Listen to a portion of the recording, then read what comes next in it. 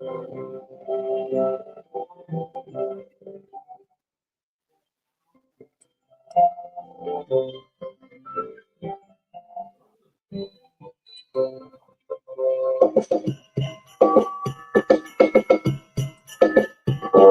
the end of the year, and all through the land the steam pumps had fakes and soirees, all flying with the top hat and tails of re-stained coveralls. They put on their finest to meet at the ball. The hats were all covered with goggles and gears, and high-octane beverages, filled bandoliers, and rolling dirigible, handsome and some, they all made their way to the Lovers Club.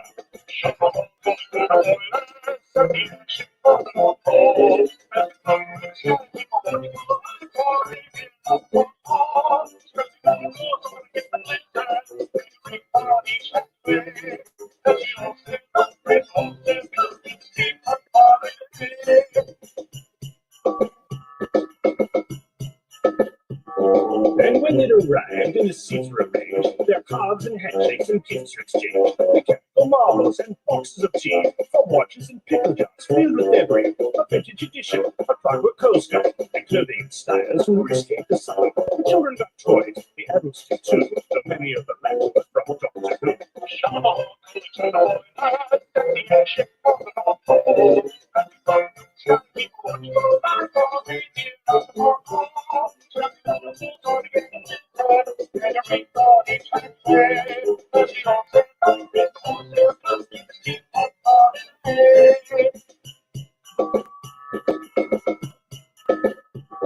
Those revelers possessing the musical bent serenaded all the others who were at the event.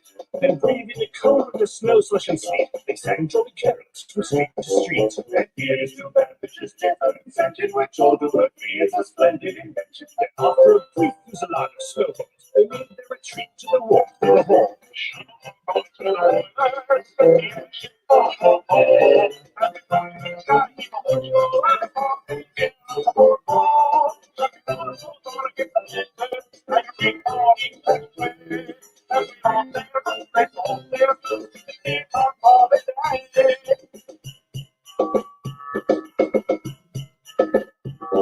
The cooks had prepared a marvelous feast, with all of the trimmings and a sorcerer's feast. But if carpet or 3-day pharaoh would not do, they'd also cooked up a vegetarian stew. And when they'd all dined, everybody agreed it was a wonderful holiday party indeed. And ere they departed, before they'd all gone, they vowed to reconvene at the very next con.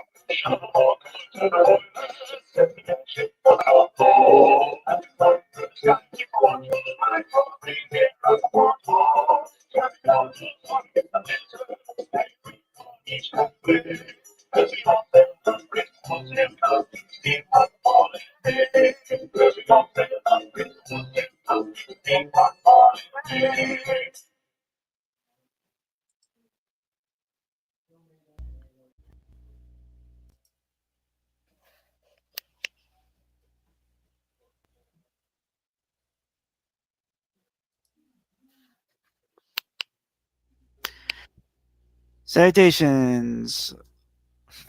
Best of greetings, our legion of elves and reindeer. Welcome to Podcast The Storm, Social Awkward Snowmen, Crazy Stocking Stuffs, and all of our nerdy list members convene to talk and debate all things pop culture. With me, as always, is my co-host, the Holly Jolly Bookworm, aka the Authenticator, Dalton L. Mortimer. Good evening, everyone. And I am your host / Santa Claus Burglar, the Brainstorm Pop Culture. How's everyone doing tonight? I'm stressing a little bit because we haven't even gotten a tree yet, and that bothers me, but hopefully it'll all come together at the end. Yeah, my family's probably gonna put up the tree tomorrow. We were talking about it. I just cleaned the living room yesterday, sweeped it. Yeah, and it's getting to that point in things where I'm worried that as the days go by, there's less and less time to ship things.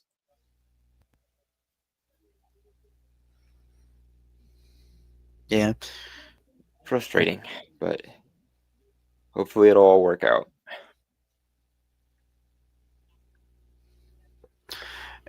Also, hello, Melinda M. Damon. Good to see you. Hello. I also just came from a Christmas party a few hours ago. at work, it was relatively fine. Bit awkward for me because I was basically the loner there. Mm-hmm.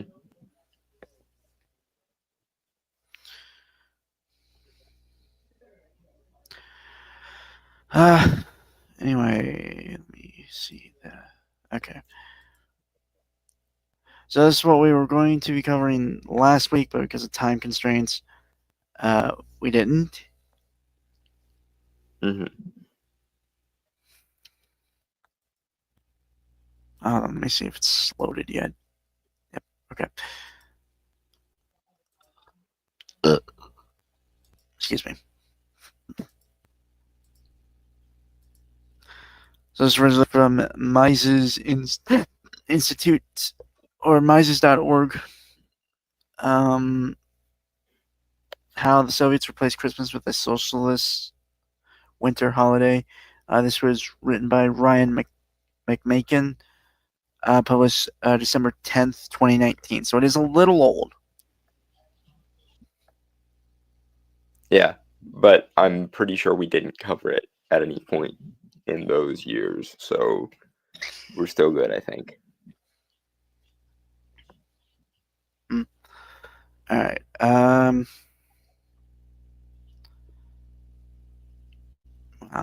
Wait. Oh no, it's actually it's not that long. Wow. Wait, hold on. No, these are just comments. Oh no, these are other. That's just articles. Okay, wow. Mm. Takes a little over 10% of this page. That's weird. Okay. But anyway. How Soviets replace Christmas with a socialist winter holiday. I don't know why they doubled that. Like the subheader is the header. Okay, that's really weird. Formatting issues. Okay. Sorry. Leftist revolutionaries have long been in the habit of reworking the calendar so as it make it easier to force the population into new habits and new ways of life better suited to the revolutionaries themselves. Unfortunately, every overbearing moralistic ideology does that. It's not something unique to the left.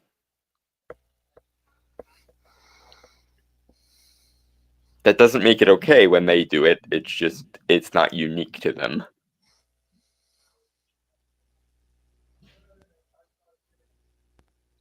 Moving on. The two French revolutionaries. Oh no, sorry. The French revolutionaries famously abolished the usual calendar, replacing it with a 10-day week system with 3 weeks in each month. That's all renamed. Christian feast days and holidays were replaced with commemorations of plants like turnips and cauliflower. The Soviet communists attempted major reform to the calendar themselves. Among these were the abolition of the traditional week with its Sundays off and predictable 7-day cycles. Okay, that's... I don't even understand, like, from inside their own ideology how in the fuck that works. Like, just because you change the way a week is counted, that doesn't actually change. Like, that doesn't actually change what is relevant to the calendar. Like, you can alter the calendar, but that doesn't change the actual time that you have access to or anything.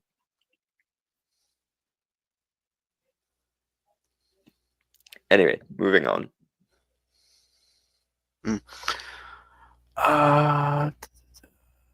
That experiment ultimately failed, but the Soviets did succeed in eradicating many. Sorry. That experiment ultimately failed, but the Soviets did succeed in eradicating many Christian traditional holidays in a country that had been for centuries influenced by popular adherence to the Eastern Orthodox Christian religion. like I said, this is not unique to the Soviets. And if you want to be really technical, the Christians did the same thing to polytheistic traditions that predated it. But, at this point, most people, especially people who watch this podcast, would know that already. So there's not much point in dwelling on it unless they bring it up. Next.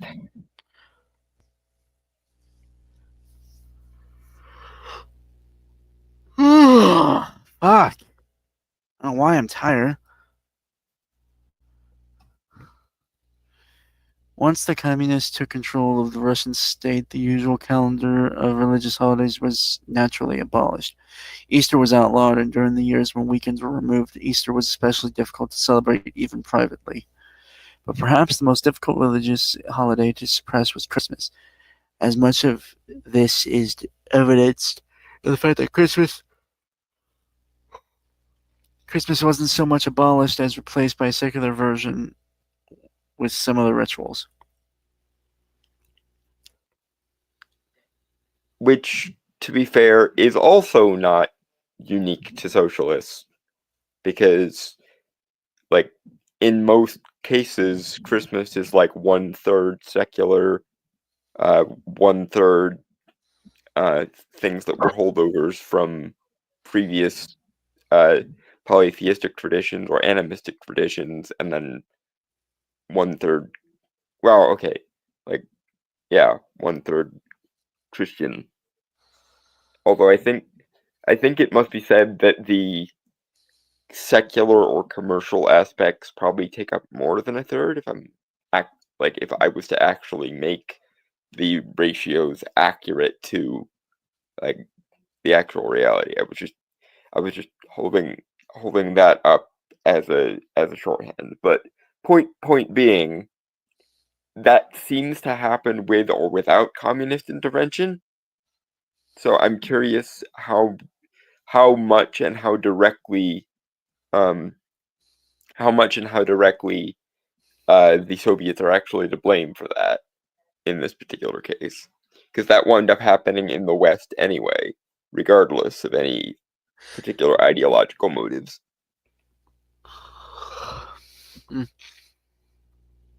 Mona? Yep, moving on. Emily Tamkin writes a foreign policy. Initially, the Soviets tried to replace Christmas with a more appropriate Komsomol, Youth Communist League related holiday, but shockingly, this did not take, and by 1928, they had banned Christmas entirely, and December 25th was a normal working day. Oh, that fucking sucks. Yeah, no, screw the communists. Just like last week, I was hard on Oliver Cromwell for banning Christmas for reason of it not being Christian enough. This is one of those horseshoe theory moments, folks. There are some people who will ban Christmas because it gets in the way of my political ideology, and then there's people who will ban Christmas because it's not religious enough, and then there's people who will ban Christmas because there's too much pagan holdovers in it. And they are all joyless, pompous morons. Just various different kinds of joyless, pompous morons.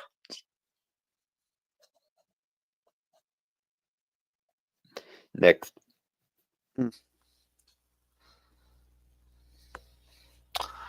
Then in 1935, Joseph Stalin decided between the Great Famine and the Great Terror to return a celebratory tree to Soviet children, but Soviet leaders linked the tree not to religious Christmas celebrations, but to a secular New Year, which, future-oriented as it was, matched up nicely with Soviet ideology. I hate to break it to you, but the tree actually is one of the aforementioned polytheistic holdovers. It has very little, if anything, to do with Christianity at all. So I'm not sure how much, like, Abrahamic religious people can play victim on that front, because the tradition of bringing an evergreen tree into the house comes from Celtic and Germanic polytheistic cultures rather than Christian ones. Moving on, though.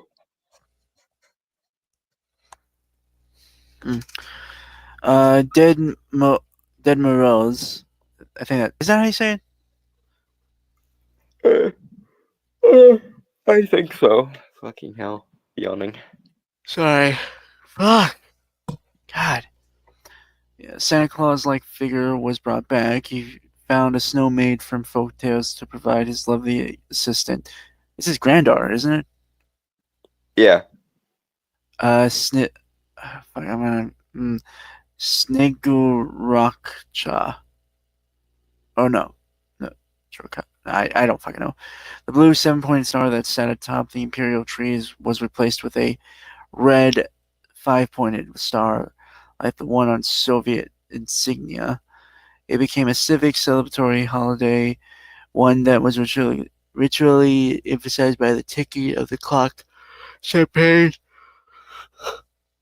the hymn of the Soviet Union, the exchange of gifts, and big parties. So it basically was just communist Christmas. Yeah. Although, wait, hold on a second. If exchanging of gifts was involved, then doesn't that imply either trade or commerce, which, is capitalism, is the capitalist pig dog infiltration? It's almost like the communists finally realized that you can't prevent people from wanting to own nice things or something. I'm laughing more at the like illogical, inconsistent ideological hypocrisy than I am at anything else. It's just even the communists were like, but we like exchanging gifts though, therefore. Moving on.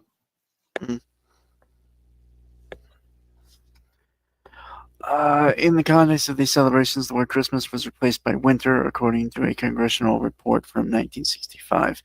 The fight against the Christian religion, which is regarded as a remnant of the bourgeois past, is one of the main aspects of the struggle to mold the new communist man. The Christmas tree has been officially abolished. Father Christmas has become Father Frost, and the Christmas tree has become the winter tree. The Christmas holiday, the winter holiday. Civil naming ceremonies are substituted for christening and confirmation so far without much success. To be fair, there's a certain strain of what's known as historical materialism in communist ideology, so it's not just Christianity that they hated, it was literally anything metaphysical. And as for Father Frost, there's considerable data to suggest that was a sort of rebranding of an already existing pre-Christian figure. So, much to the chagrin of the communists, they don't get credit for quote-unquote inventing that. They just replaced something that was predominantly Eastern Orthodox Christian by creating a more secularized version of a pre-existing pagan figure, which probably rubbed a lot of the ideological true believers of communism the wrong way, because again, they hated anything that was that was metaphysical and not related to material conditions. Dirt.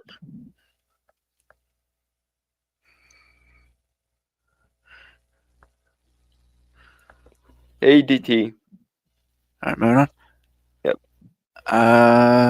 It is perhaps significant that Stalin found that the Santa Claus aspect of Christmas worth preserving, and Stalin apparently calculated that a father figure bearing gifts might be useful after all, according to a 1949 article in the Virginia Advocate. Again, I find it amusing that gift giving stayed, considering that I can totally see a Soviet communist going, gift giving is a aristocratic excess of the communist or the capitalist pig dogs, and so on. But again, even communists are human beings, and therefore they like nice things. At least the ones that don't go full asceticism in the name of their ideology do, anyway. But who knows? Moving on. At children's gatherings in the holiday season, Grandfather Frost lectures on good communist behavior. He customarily ends his talk with the question, "To whom do we owe the good things in our socialist society?" To which it is said, the children chorus the reply, "Stalin." There actually is like a short film I've seen of some Russian dudes or communists or whatever Mm-hmm. uh, capturing and interrogating Santa, and they find out he's a communist. Oh dear. That is so fucked up. But then again, it's Soviet Russia, so of course, in Soviet Russia, sense breaks you. I might have to find that short. Actually, we can watch it next week. Oh boy. Dragon Turtle, hello. Sorry I'm late. Still catching up. Hope that you guys are doing well. I'm doing pretty good, Dragon Turtle. How are you?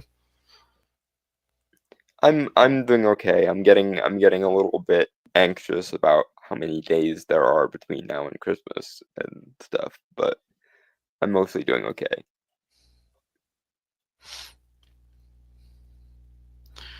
Right. Okay. So now moving on to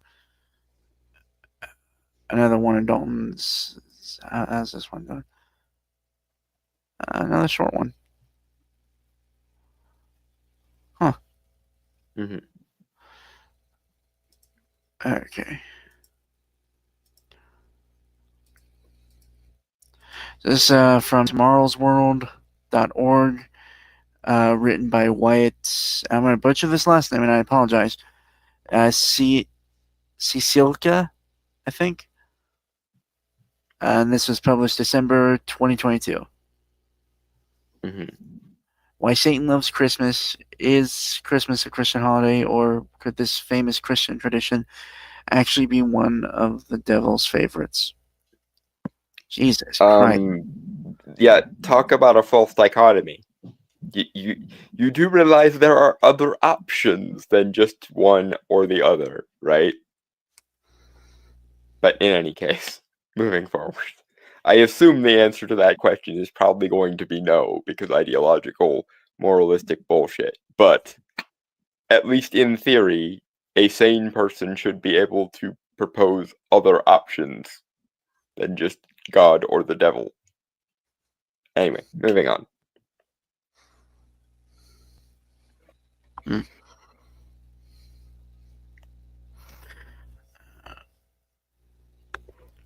Okay, give me one sec. Sorry.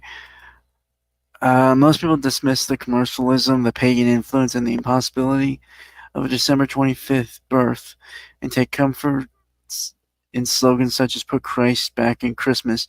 But how many professing Christians would feel comfortable celebrating Christmas if they understood that you cannot put Christ back in Christmas because Christmas is satanic? Again, no. Even you just admitted the secular, the commercial, and the polytheistic origins. Which I specify polytheistic because the modern day use of pagan is usually ends up referring to like neo-paganism. So I just tend to either say polytheistic or animist. But yeah, no. There are more things in heaven and earth that are dreamt of in your two-team philosophy there, guys. And even you had to admit it just now, and then you immediately forgot that you admitted it because stupid. Derp. But in any case, we shall have to dive into and correct that stupidity, I'm thinking. Next. This is no understanding, but the churches of the world hide or ignore this truth. The Catholic Encyclopedia reveals that Christmas was not among the earliest festivals of the Church. Irenaeus and Tertullian omitted from their list of feast Christmas, newadvent.org access. Okay, just citation there. Christmas was even briefly outlawed in Massachusetts in 1659 and in England in the mid 1600s as being unbiblical. Many understand that before Christmas was the Roman Saturnalia, upon which Christmas is founded. Tertullian, considered an early Catholic church father, wrote that during the Saturnalia, presents were exchanged and every pomp of the devil is frequented. You guys do know that basically giving the devil all the cool shit just makes you seem like a cult of killjoys. Like, obviously, hashtag not all Christians and so on and so forth, but the absurd fundamentalist people like this bastard here, we end up with this system of perverse incentives where they literally just end up calling anything that gives anyone pleasure something demonic, which I don't want to tell you how to, do your own religion's PR and shit here, guys, but if you give the devil every good or fun or pleasurable thing in existence, and you reserve, all the miserable nihilistic parts of the world for, aesthetic Puritan reasons, don't be surprised when the devil starts getting more followers than you, even in your own system. Because regardless of what might be morally necessary according to the most fundamentalist traditions of a given religion, if you don't set aside some time for people to enjoy themselves in various ways, that religion is going to be massively handicapped when compared to any religion that takes into account the need for joy, feasting, excess, and pleasure sometimes. Anyway, moving forward. Right. But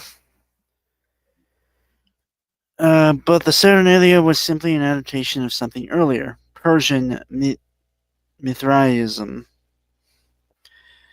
In Mithraism, the midwinter festivals began with worship of Zorvan, whose celebrations ended on December 24th. Celebrations even transitioned to worship the reborn Zuvan as the newborn Mithras, born on December 25th, who brought back the sun after the winter solstice.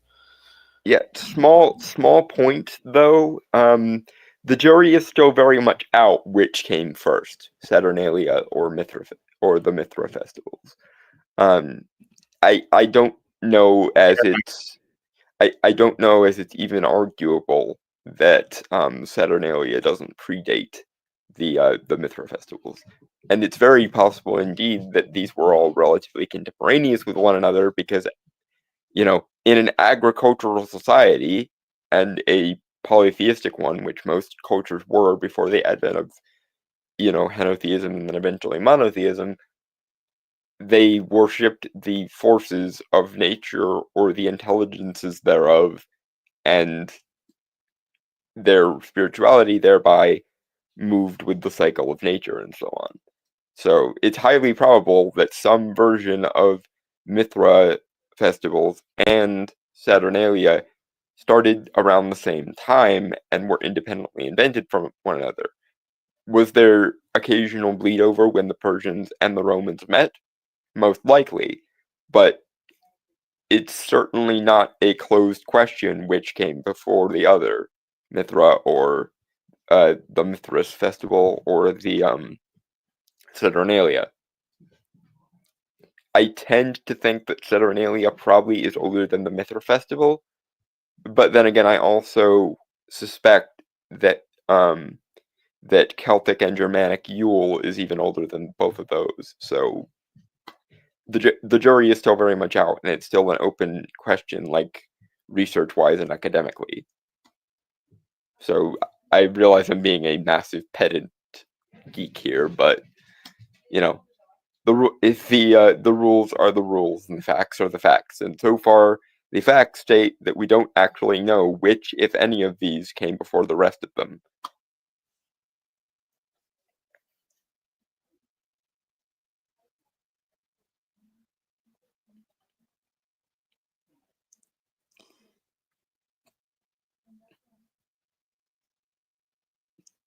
Yes, Dragon Turtle, that's exactly what I was referring to earlier with the if you give the devil all the fun toys, then don't be surprised when the devil starts looking appealing to people. Right. I'm back. Yep. Moving on. Hey, that's good to hear, man. Good to hear you're not being sick. Funny enough, I am. I don't want to jinx myself, but I was sick for a while. I think on some podcasts you could tell. But I've been fine so far, last like month or so. And I am knocking on wood for your sake because we don't want, especially not around like Christmas. Yeah. It would suck to be sick during a holiday. Yeah, I've been sick before. It's never been. Here's the weird thing: when I'm sick, I actually have a lot more energy than normal. That's Well, okay, counterintuitive. let me be more specific. With a common cold, I'm a little more energetic. Oh, okay. That When I've explains some things, I guess. yeah, when I've had COVID, then I'm fucking out of it.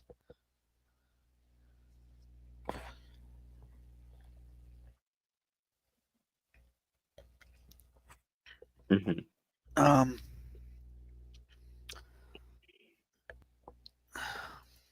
all right. I'm not gonna lie, Gentile. That okay for anyone who's not seen the show called Ghost, specifically the Americanized version. There was a character in the recently new season that is a Puritan, and apparently she was such a she died, a Puritan called Patience. Yeah. Um,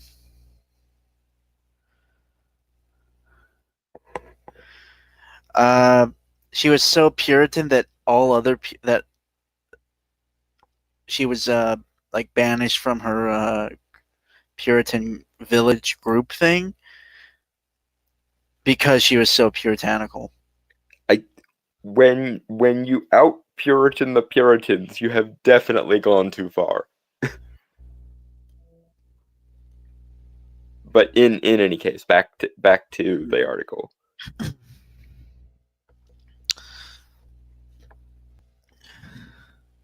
Yeah, that might be it, Drangel.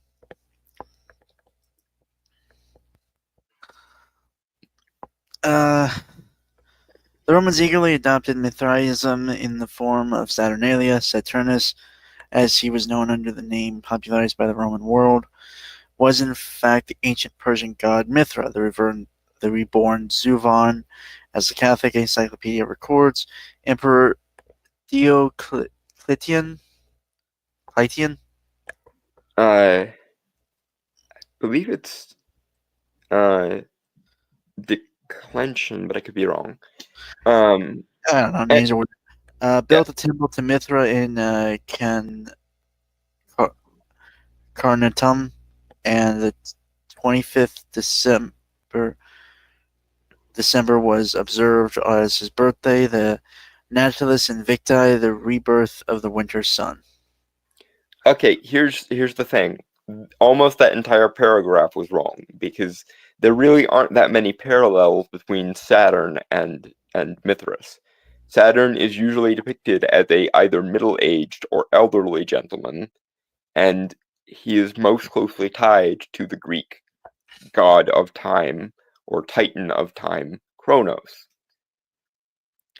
That's also one of the reasons why Saturn often carried a scythe, because being the god of time meant controlling things like the harvest, and therefore having a scythe with which to, reap the crops. And as we know from the spiritual qualities associated with the planet that bears Saturn's name, Saturn was also associated with the cycle of life and death, and decay and time. So I don't know where in the fuck you are combining Mithras and Saturn from, but it is not so. Yes, Sol Invictus was a thing, and Sol Invictus might arguably be tied to Mithras to some degree, but apart from the fact that they take place around the same time, Sol Invictus and Saturnalia are two distinct, different festivals. And Saturn is not a solar deity. He is well, I mean, the best way I can put this is he is a Saturnian deity because in like mystical and occult circles, calling something Saturnian in that way is a shorthand for deities associated with time, death, and reaping, or agriculture to some degree. So I don't know what orifice you pull the Mithras is Saturn from, but literally every piece of lore we have on either on either entity is contradicting you there. Sorry. I'm guessing this is something you pulled out of a fundamentalist Christian journal of some type, that they were trying to combine these two things because it makes the point easier or something. But yeah, no, if you actually look into the lore on either of these entities, which, to be fair, we have less lore on Mithras because even at his peak, he was considered mostly a minor deity. And there's some argument to be made that certain aspects of Mithras worked their way into Dionysus and Bacchus, and also eventually into some of the early convert understanding of Jesus. For example, Mithras was considered to be a god of sort of enlightenment through madness, which is a point that he shares with both Bacchus and Dionysus, and also heavily associated with wine, and also heavily associated with the downtrodden, or the poor, or the quote unquote marginalized.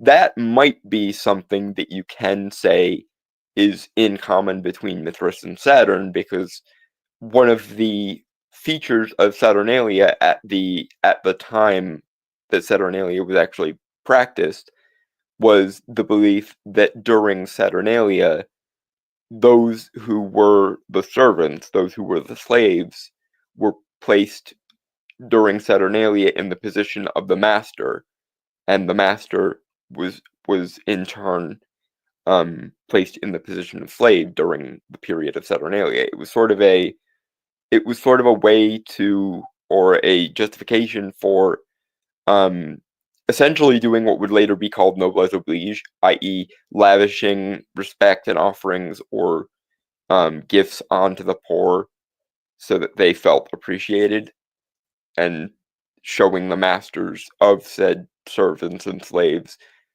to be appreciative of their servants and so on. So you might, maybe, if you squint really, really hard, you might be able to associate like the last shall be first and first shall be last approach between Mithras and Saturn, maybe. But even then, you're gonna have to explain the fuck to me how it's okay when Jesus does that, because that was very much his whole shtick. The meek shall inherit the earth. Suffer the little children to come unto me. Let he who is without sin cast the first stone. Like, most of Jesus's entourage, if we read the Bible, are people who were various degrees of untouchable in Roman society. The lepers, the prostitutes, all the people who were essentially seen as an underclass were in Jesus' entourage, and there's very strong evidence to suggest that at least some of that reputation did come from Christianized Romans, essentially borrowing stuff from the understanding of Dionysus and Bacchus, to the point that some people, there was a theory going around in the early church that Dionysus and Bacchus were essentially Jesus before Jesus was born, more or less. Like, they were the disembodied spirit of Christ before it incarnated or something. It's a really weird out there theory, but that theory does exist. Anyway, moving on.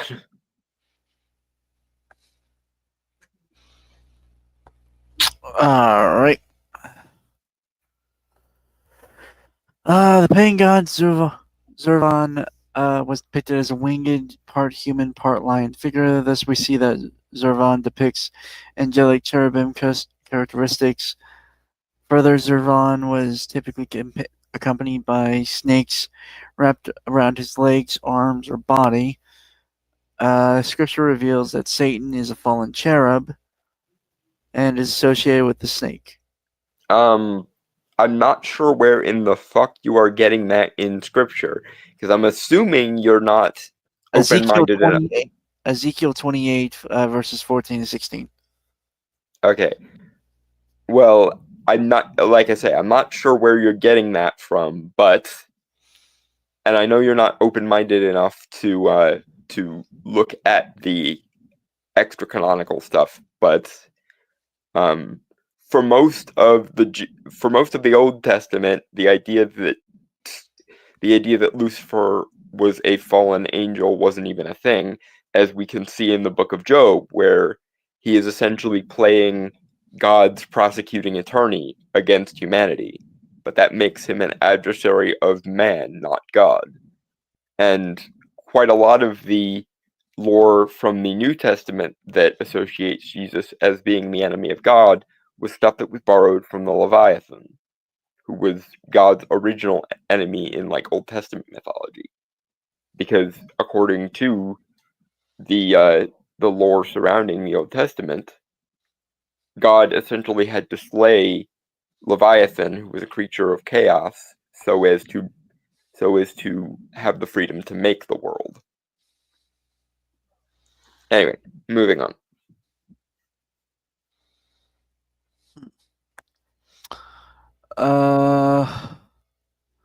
Righteous angel will not permit himself to be worshipped, and Revelation 9:20 warns that idolaters are actually worshiping demons. Clearly, the cherub who demands his worship at the winter solstice is no righteous angel, whether calling himself Zervan, Saturn, or other eponym.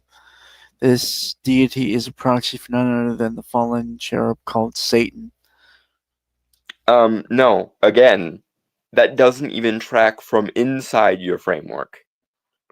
You literally just said this creature looks vaguely like a cherub, and therefore it must be a satanic cherub. Which again, I'm not sure how well the idea of Satan being a cherub even tracks onto like the devil mythology. So you're pulling like at least 3 separate presuppositions out of your ass just so you can claim that Christmas is like satanic. Which, I mean, at least you're kind of acknowledging the like non-Christian or pre-Christian aspects that influence Christmas, but how you got from there to there, I will never know, because those are some of the loosest threads of logic I've ever fucking seen. Moving on.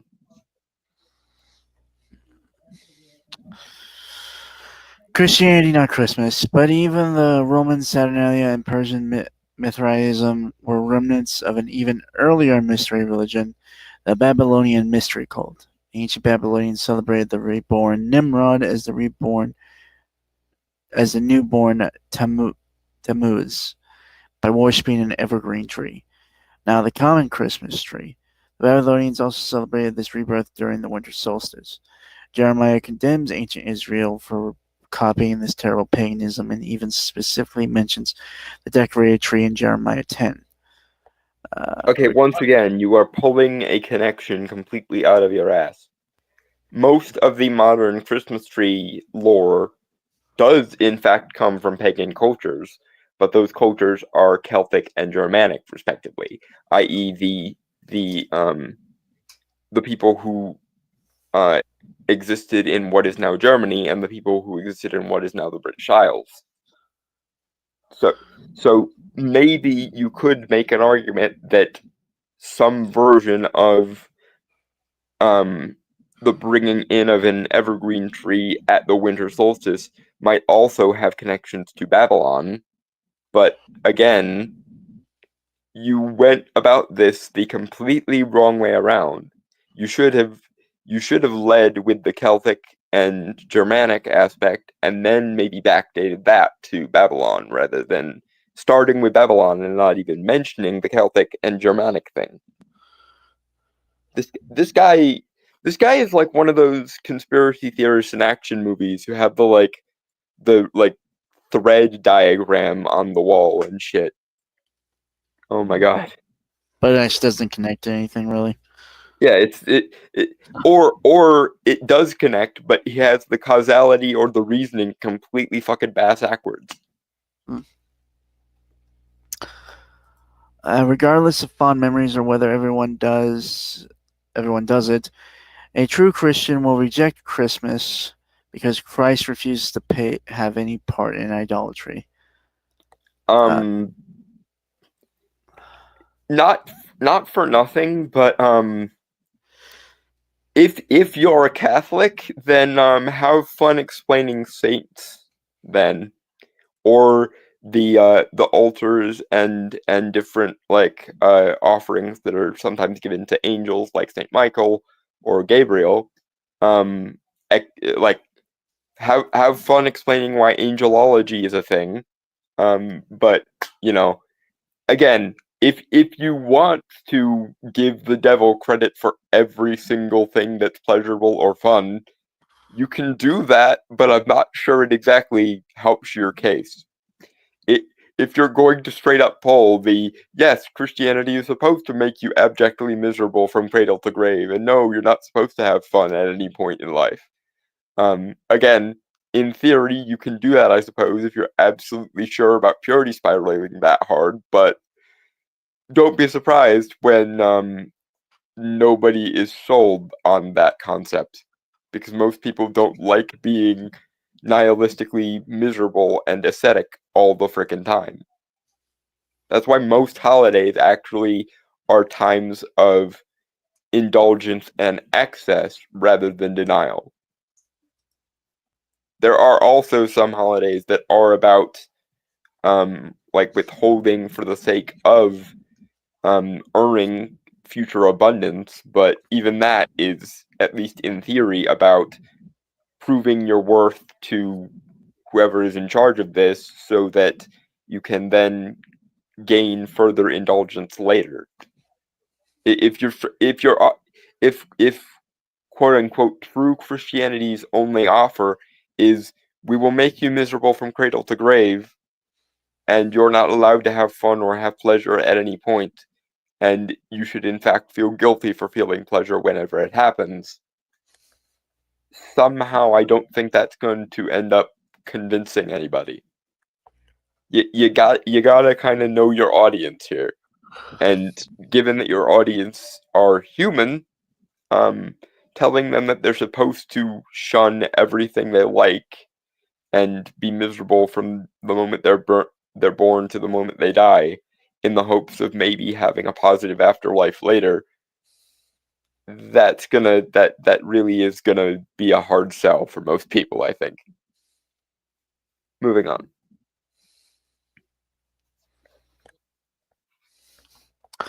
All right.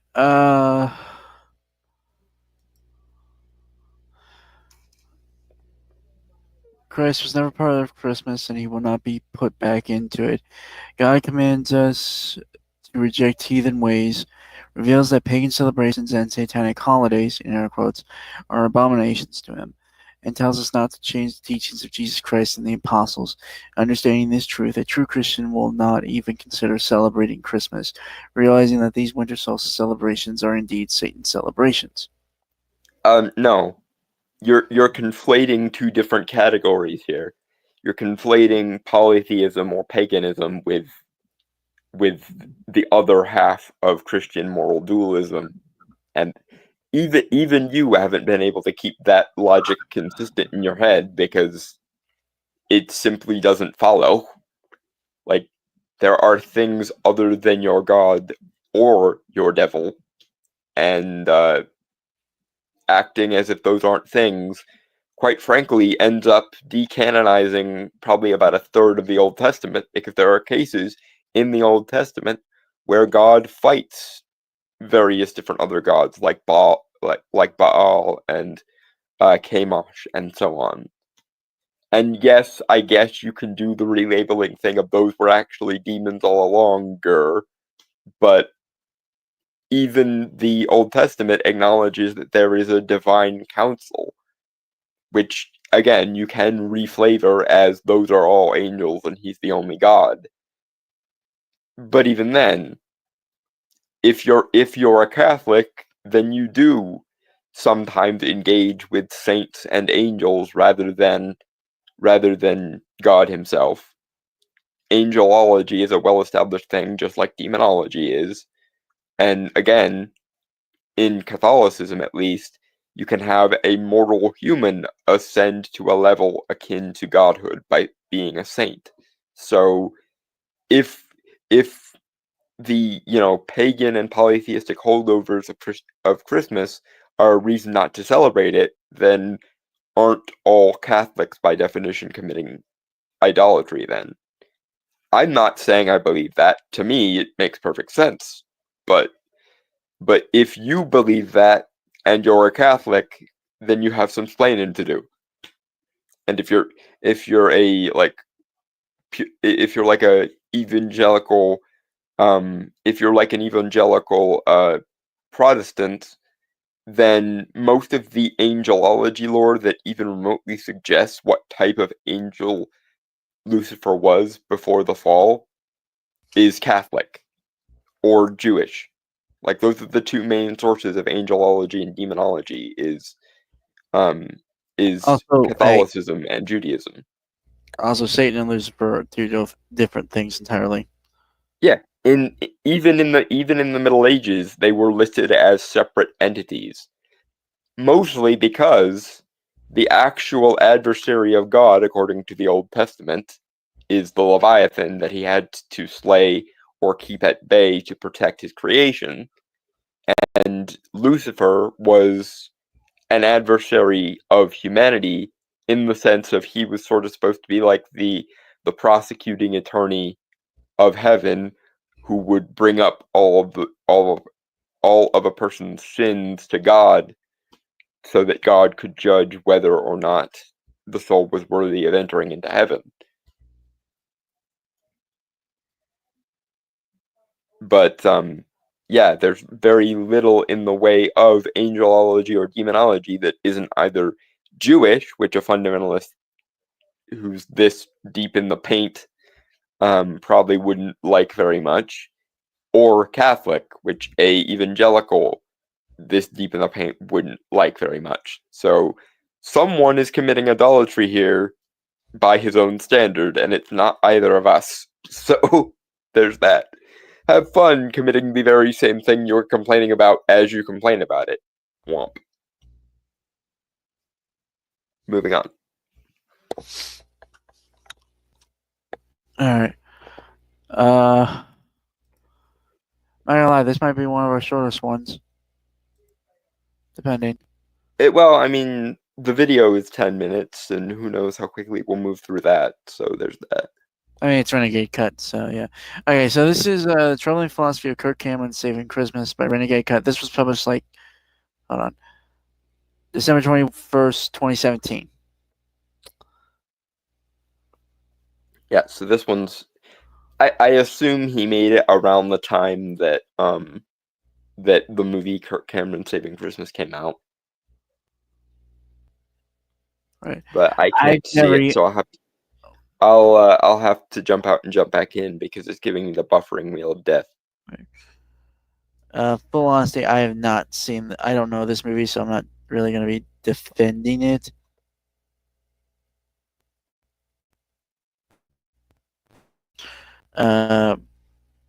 Just more so, I guess, curious of the takeaway that Renegade Cut has.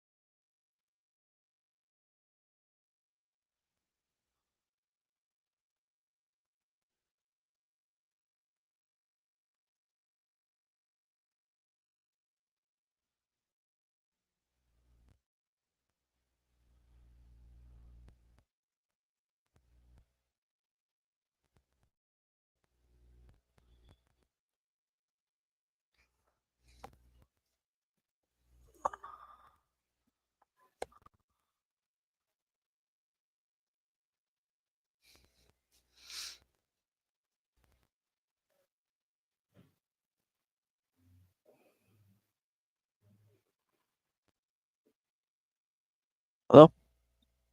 Yep, I'm back. Okay. Okay, now back. You can see it Candy and stuff? canes. Alright. I was asking, you can see it? Yep, we're good. Alright. This is all wrong. No. You're all wrong.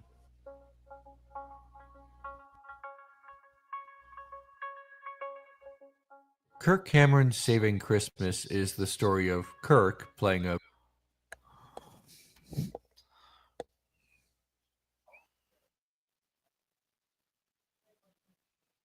Uh, there's really nothing to react to or say anything about yet, so candy canes. Candy canes.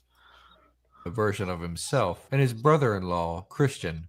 Christian is not in the Christmas spirit this year and has concerns about the rampant consumerism and hoarding of wealth that he believes is antithetical to the season and to Christian teachings in general. Kirk, the proselytizing voice of the film, tells Christian and the audience by Also, his brother's name being Christian. If that's not actually literally true in real life, I'm going to laugh myself silly because did they literally just name the character Christian because he's supposed to be like the insert for like all of the Christians watching this particular movie? It's so bad that it's funny. If that's the case, if they literally just named the character Christian because they couldn't think of anything better to call him. No, his okay, so the guy who doesn't like Christmas, I believe is called Christian. Yeah, because he's supposed. I'm wondering, is Kurt Cameron's brother actually called that in real life, or is this like a Razzie tier bit of writing where they literally just named the Christian POV character Christian? It's probably not relevant to much of anything, but if Kurt Cameron either doesn't have an actual brother or his actual brother isn't named Christian in real life, this is very, very ironical, like, again, Razzie tier writing here. Because they named their, like, POV character Christian, assuming that they couldn't think of anything else. Anyway, candy canes. Candy canes. by extension, that they are wrong and that Christmas truly is about material things. He rationalizes this by means of skewed, not entirely accurate Bible stories and historical revisionism. Although Kirk never calls it by name, what he is doing is justifying a I mean, I'm not on either side with regards to this because I don't like evangelical bullshit, and I don't particularly like, once again, having to defend the fact that people like nice things to someone who apparently doesn't understand that notion and blamed everything on capitalism. So I suspect Leon is gonna. I haven't watched this yet. I suspect Leon is going to wind up going, you shouldn't encourage capitalism because capitalism bad, MK. I kind of assumed that this was going to be Leon refuting all of the, like, evangelical propaganda of this movie, but looks like I was wrong. Looks like we might be getting two different types of moron arguing over the ideologically pure meaning of Christmas derp. Anyway, candy canes. subset of Christianity that is commonly called prosperity gospel. Prosperity gospel, sometimes called prosperity theology, is the belief among some Christians that wealth is the will of God. Financial blessings are an indication of God's love, and such blessings should be cherished, as if good rewards. Okay, may I butt in here? Please.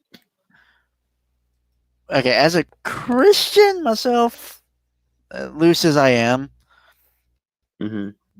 I kind of get with that, though. I also, to be fair, to me, at least with Christmas, right? Hmm. Since this is kind of the topic here, right? Hmm. To me, while it's nice to get nice stuff, I've always just, given my experience of my life, I have seen to value more the togetherness that Christmas or like a holiday like Thanksgiving does. Hmm. Um, so, like Don said, I'm not really on either side here because again, I've not seen the movie, so uh, I don't really It have anything. it's really really bad. I'll send you some reviews of it that No, I were don't. that were from. Honestly, from how it even looks, it looks bad. I think it's done by the same company that did like the God's Not Dead movies, but I could be mistaken. I think it is a Pureflix movie though. Of course. I mean, if it's a Pureflix, then why are they advocating for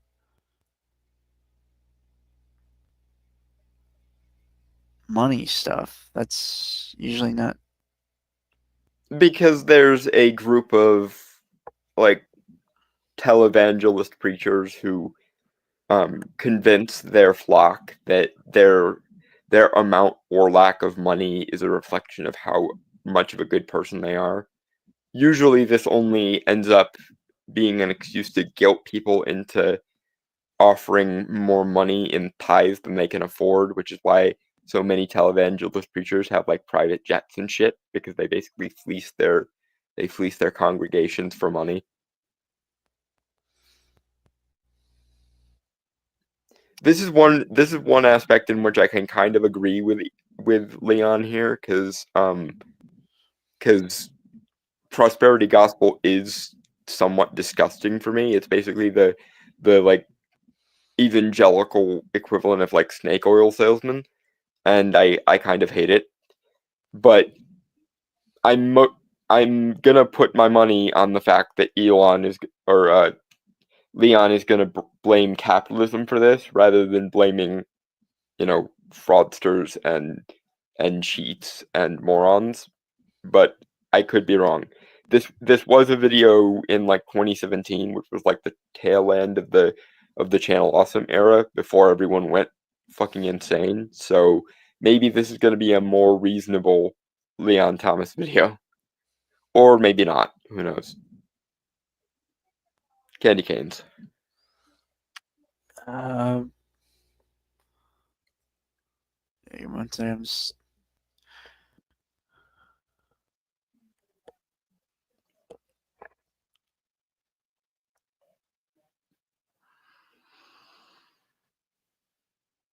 Must always be the result of good behavior. Prosperity gospel is also called, sometimes derisively, American gospel. Success, wealth, and material possessions are the will of God brought on by capitalism. It should go without saying, but prosperity gospel is a justification for greed and not a genuine revelation about what God. okay, I can kind of agree with the second part, the American gospel thing and capitalism bullshit, which I'm sure he's going to go more into later. Yeah. Motherfucker, show me a form of Economics.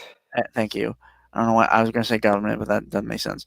Show me a form of economics other than capitalism that hasn't basically imploded on itself at this point in time. Yeah, I'm not particularly surprised that Leon is laying some part of the blame at capitalism's feet here, but again, unfortunately, or fortunately, depending on how you look at it, the only part of this scenario where capitalism is involved is because there is a need or a want in the market, and therefore the market shapes itself in such a way so as to fulfill that market.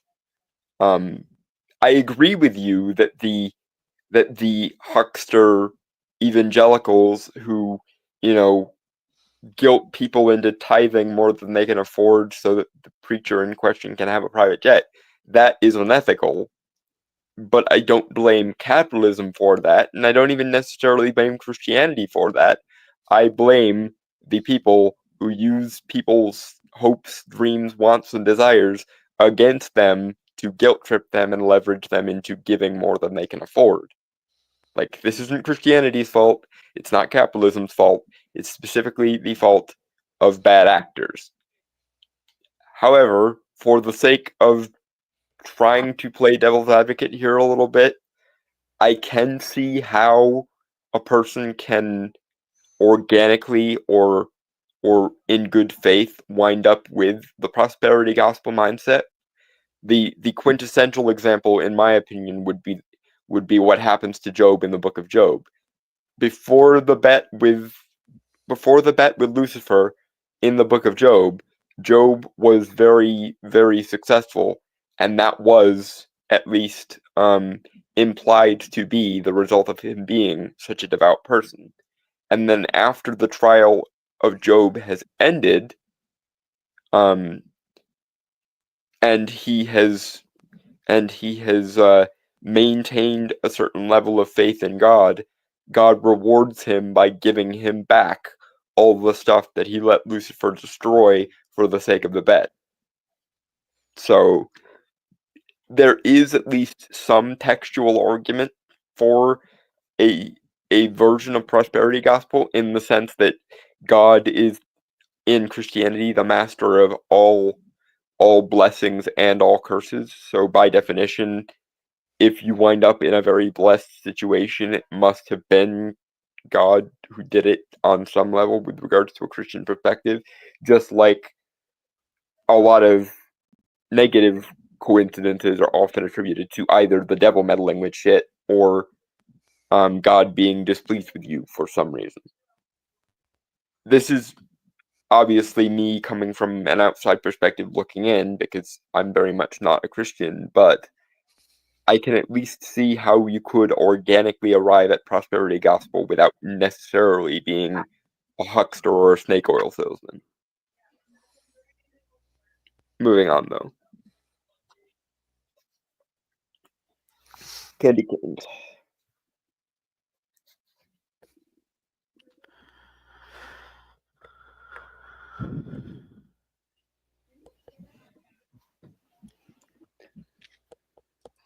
At once. In other words, people want to get rich by any means necessary, and to justify this opulence and decadence, God is used as the ultimate rationalization, as he often is. Prosperity gospel goes something like this. Its adherents say that everything is the will of God, and if some people get rich, that He's in midpoint, so I don't want to like. Yeah, candy canes. is also the will of God. So these people should be rich, and other people should be poor. The rich people, having found favor in God, must be good, and the poor people, having not found favor in God, must be in some way bad. This leads us down a philosophical sinkhole.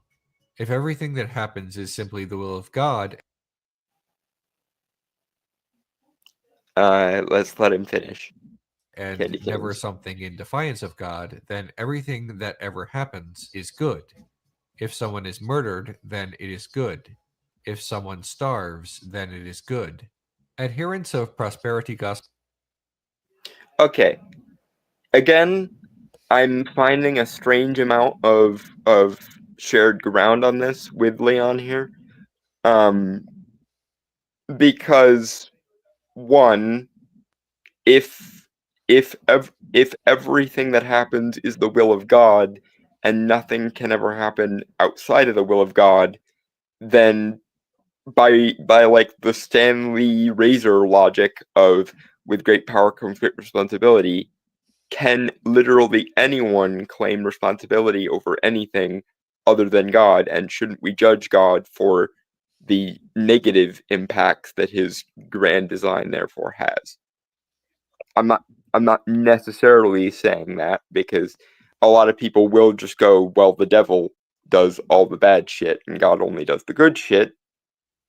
But of course, then there's, without going too far down a rabbit hole here,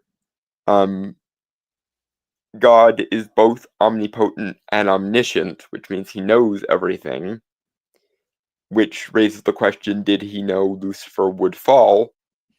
In which case, assuming that the devil did fall, which again doesn't work with a lot of aspects of the actual lore, but whatever. Assuming that the fall of Lucifer did happen the way most people assume it did, then did God know that Lucifer was going to fall? And if so, why did he make Lucifer in such a way that his fall was inevitable? And if he didn't know that Lucifer was predestined to fall, then that brings his omniscience or his omnipotence into question. Because either he chose not to know that Lucifer was predestined to fall in that case, or God is not omniscient and omnipotent. So Don't. yeah, there are too many variables here, but yeah, not going too far down the rabbit hole. Candy canes. I feel like I gotta say something so some psychopathic Christian motherfuckers don't tear your ass apart, but we both know that's not really gonna stop it. Yeah, no, I've been a very, very strident heretic for a very, very long time, and that's probably not going to change anytime soon. Candy canes. Candy canes. Will use this rationalization for hoarding their wealth. But when taken out of the realm of finance, the argument falls apart, and if that is true, then it cannot be a universal constant, and therefore prosperity gospel should not be followed by Christians. If believers in prosperity gospel accept that results are only God's will sometimes, then one could just as easily argue that a millionaire who gouges pharmaceutical prices is not performing the will of God. Huh. Well, this... No, sorry, that last line, just given what's happened recently in the news. This came out like 6 years ago. Yeah, like I said, there was a time when Leon Thomas was at least more sane than he currently is. And this was at the tail end of the relatively sane Channel Awesome period. But because Leon Thomas, aka the guy that runs Renegade Cup, used to be a Channel Awesome contributor before Channel Awesome went bust. Anyway, point being, the argument for prosperity gospel is very flawed when you consider that even if you allow that, like, everything is the will of God in like the Old Testament sense, most of the shit Jesus said was about how you should forego like material wealth or give your material wealth to those less fortunate than you and shit. And the one time Jesus actually gets angry in the Bible, as most people at least know on some level, was the time he caught people doing money changes in the temple. And considering that the dude literally, according to the Bible, did not get angry with people stoning, whipping, and torturing him or nailing him to a cross, I think it's safe to say that Jesus might have had a problem with people who do dirty financial dealings. There's also the famous quote of do not, I don't remember the exact phrasing. It's Mark, or is it Mark or Matthew 6 verses 5 and 6? It's one of those where he talks about heretics or people who, or hypocrites or people who get a lot of public attention for being devout, and how they've already got as much reward as they're going to get. And there's also the famous quote of, and again I don't remember what verse this was, but on the final day many of you will come to me and say, Lord, Lord, did we not cast out demons in thy name, etc. and I shall turn to them and say, I never knew you. Not everyone who saith, Lord, Lord, shall inherit the kingdom of God, etc.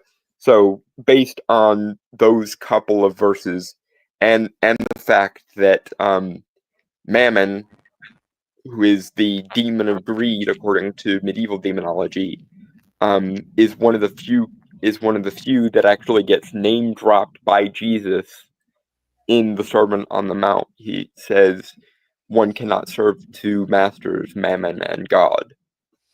Now, mind you, the concept of Mammon being a demon is probably a later concept, or at the very least, the entity that latched onto that name is different than the one Jesus was probably mentioning in the Sermon on the Mount. But it is worth noting that Mammon has specifically been associated with greed even that far back. So, again, we can at least see the argument that Jesus doesn't necessarily have a problem with material abundance, necessarily. Like, on the other side of the aisle, you have people who are stupidly saying that Jesus was some kind of socialist, which, no, because socialism is a collective choice, and Jesus was very much advocating for individual choices and individuals having a relationship with God. But it's fair to say that he might not have had a problem with finances or business in general, but he definitely had a problem with dirty business, especially dirty business that was done in his name, because again, the hypocrites have already received all the rewards they're going to, and many will say unto me, Lord, Lord, who will not inherit the kingdom of God, for I shall turn to them and say, I never knew you, etc. So people lying to people or making or taking advantage of people in his name is something that Jesus very much was against. So the most reasonable interpretation is that prosperity gospel is bullshit. But again, I'm looking at this from the outside looking in, so please feel free to take my thoughts on this with a grain of salt. Candy canes.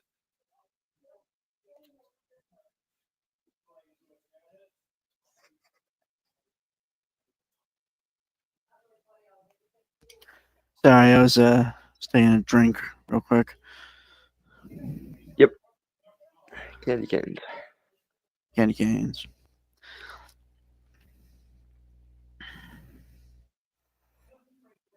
I'm on work, you piece of shit. Something cannot be justified as the will of God simply because it occurred. In Kirk Cameron's Saving Christmas, Christian White has concerns about the commercialization of Christmas, the consumerist shopping frenzy, and the allocation of wealth towards buying gifts rather than using said wealth towards making the world a better place. Christian makes some good points, but here's the thing. Okay, I might be reaching a little bit on this, but Christian White. If that's this character's name, then I have questions. Namely, how heavy-handed exactly are we supposed to be here? Moving on though. I might just be making a mountain out of a molehill, but it really feels like that might be a direct reference to the audience or something. Candy canes. The movie is out to prove him wrong. Christian's altruistic arguments are presented as false. Everything he says about the love of Jesus Christ and his desire to help the poor is just fodder for Kirk Cameron to eradicate with his nonsense arguments. Christian wonders about all the money wasted on baubles and decorations during Christmas when that money could be used to feed the homeless or build wells in Africa. In any other movie, and indeed any other, It often is used for both things, especially things related to Christmas, because one of the aspects of Christmas that I don't particularly care for is the periodic guilt trip every year.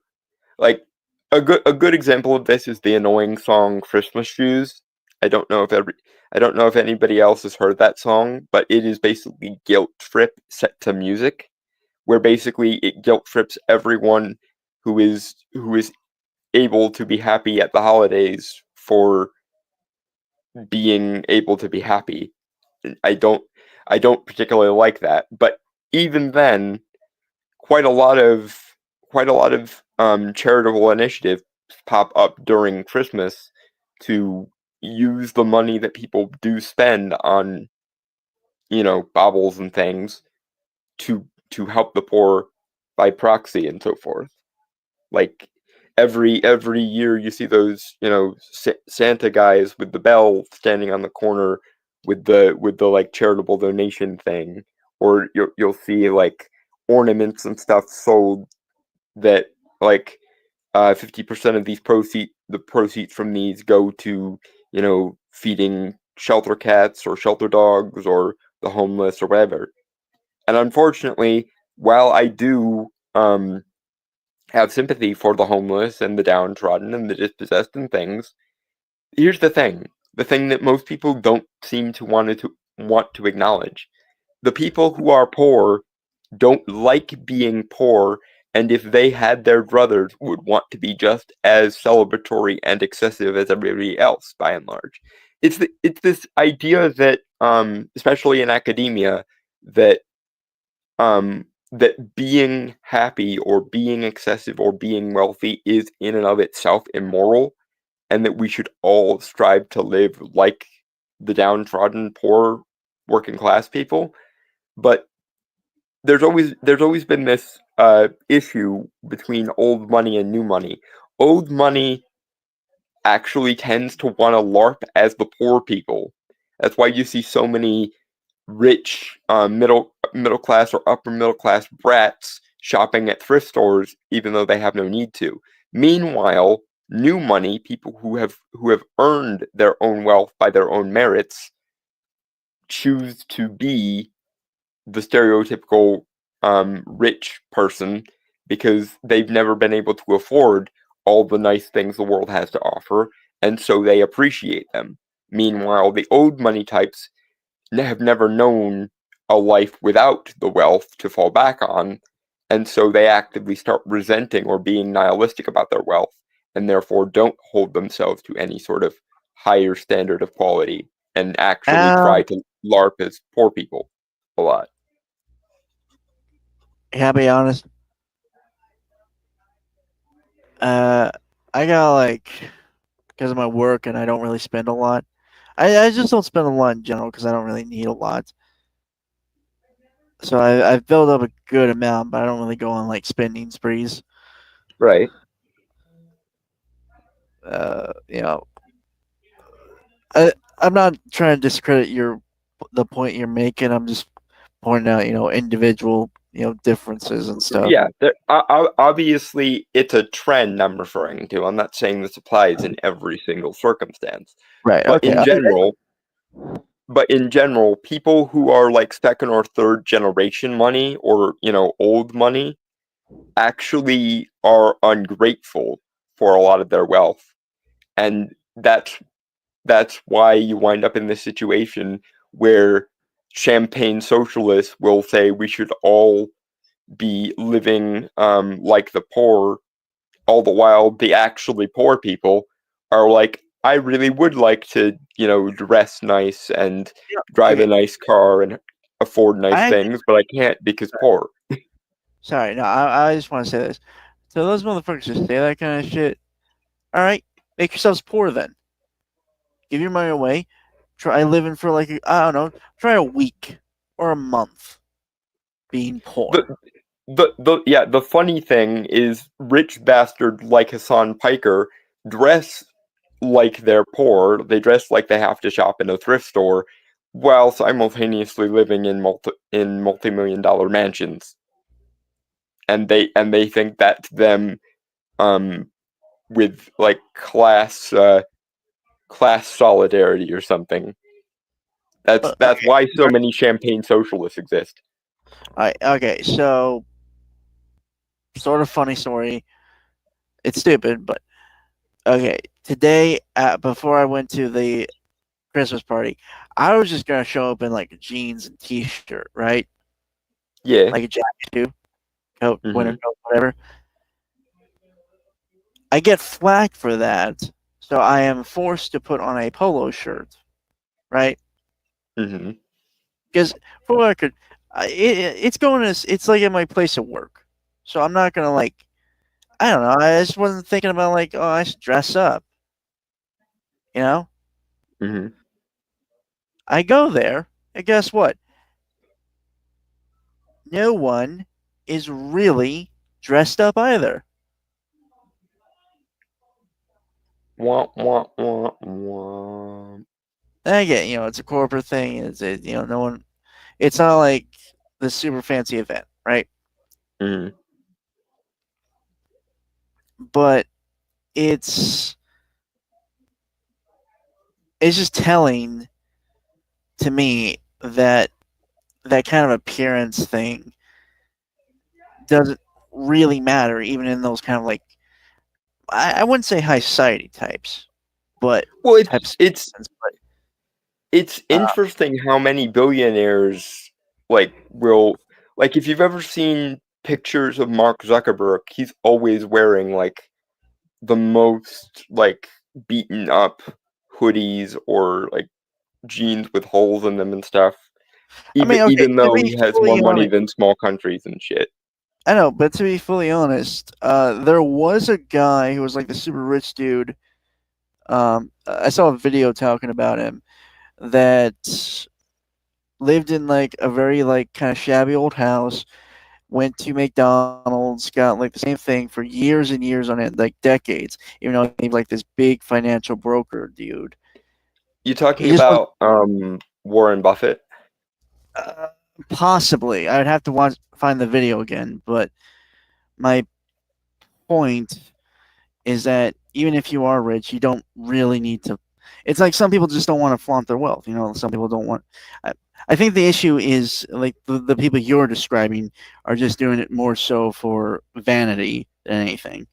Yeah, they want to feel like they're standing up for the oppressed.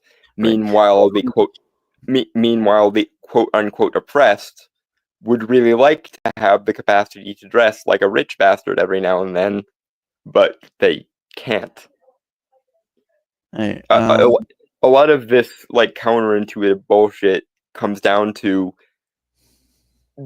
the really rich people or the upper middle class people seem to view the aesthetics of being poor as a lifestyle choice instead of an actual absence of means.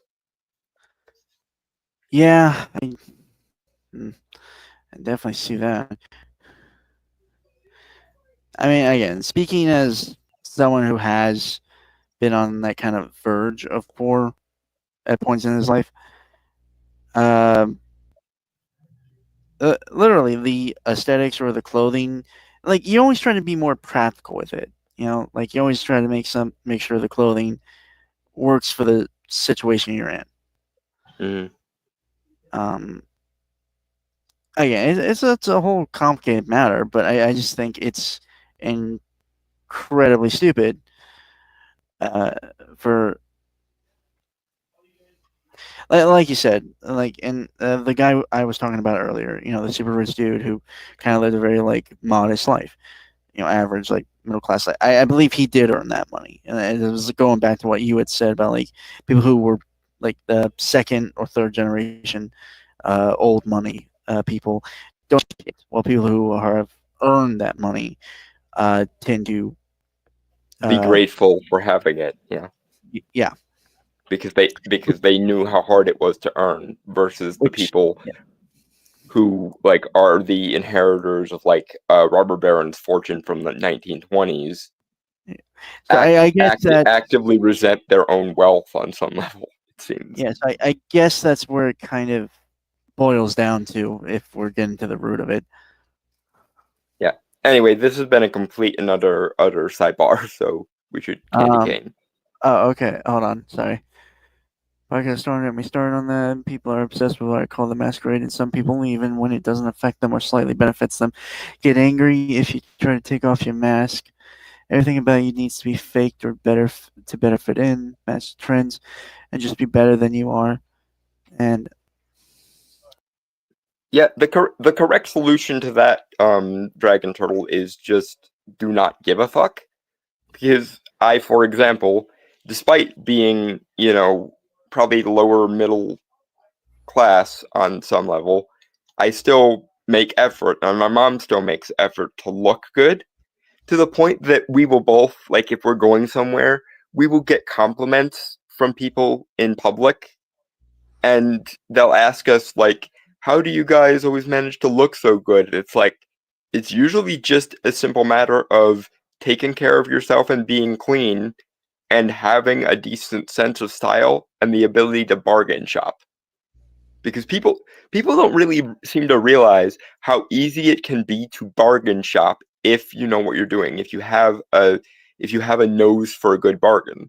Like, most of my shirts and stuff come from, like, Burlington Coat Factory, from, like, clearance, or even sometimes I've gotten clothes at, like, thrift stores and stuff, because a lot of times, if you know where to go or what you're looking for, you can look reasonably good and reasonably fancy while still not completely breaking the metaphorical bank, if you know what I mean. And people seem to be surprised by the fact that it's mostly just effort and a sense of taste or a sense of style that makes the difference here. Anyway, moving on. I sent you something. Oh, I'm sending it now. I just don't feel like I should say that in on stream specifically, so I typed it in private chat.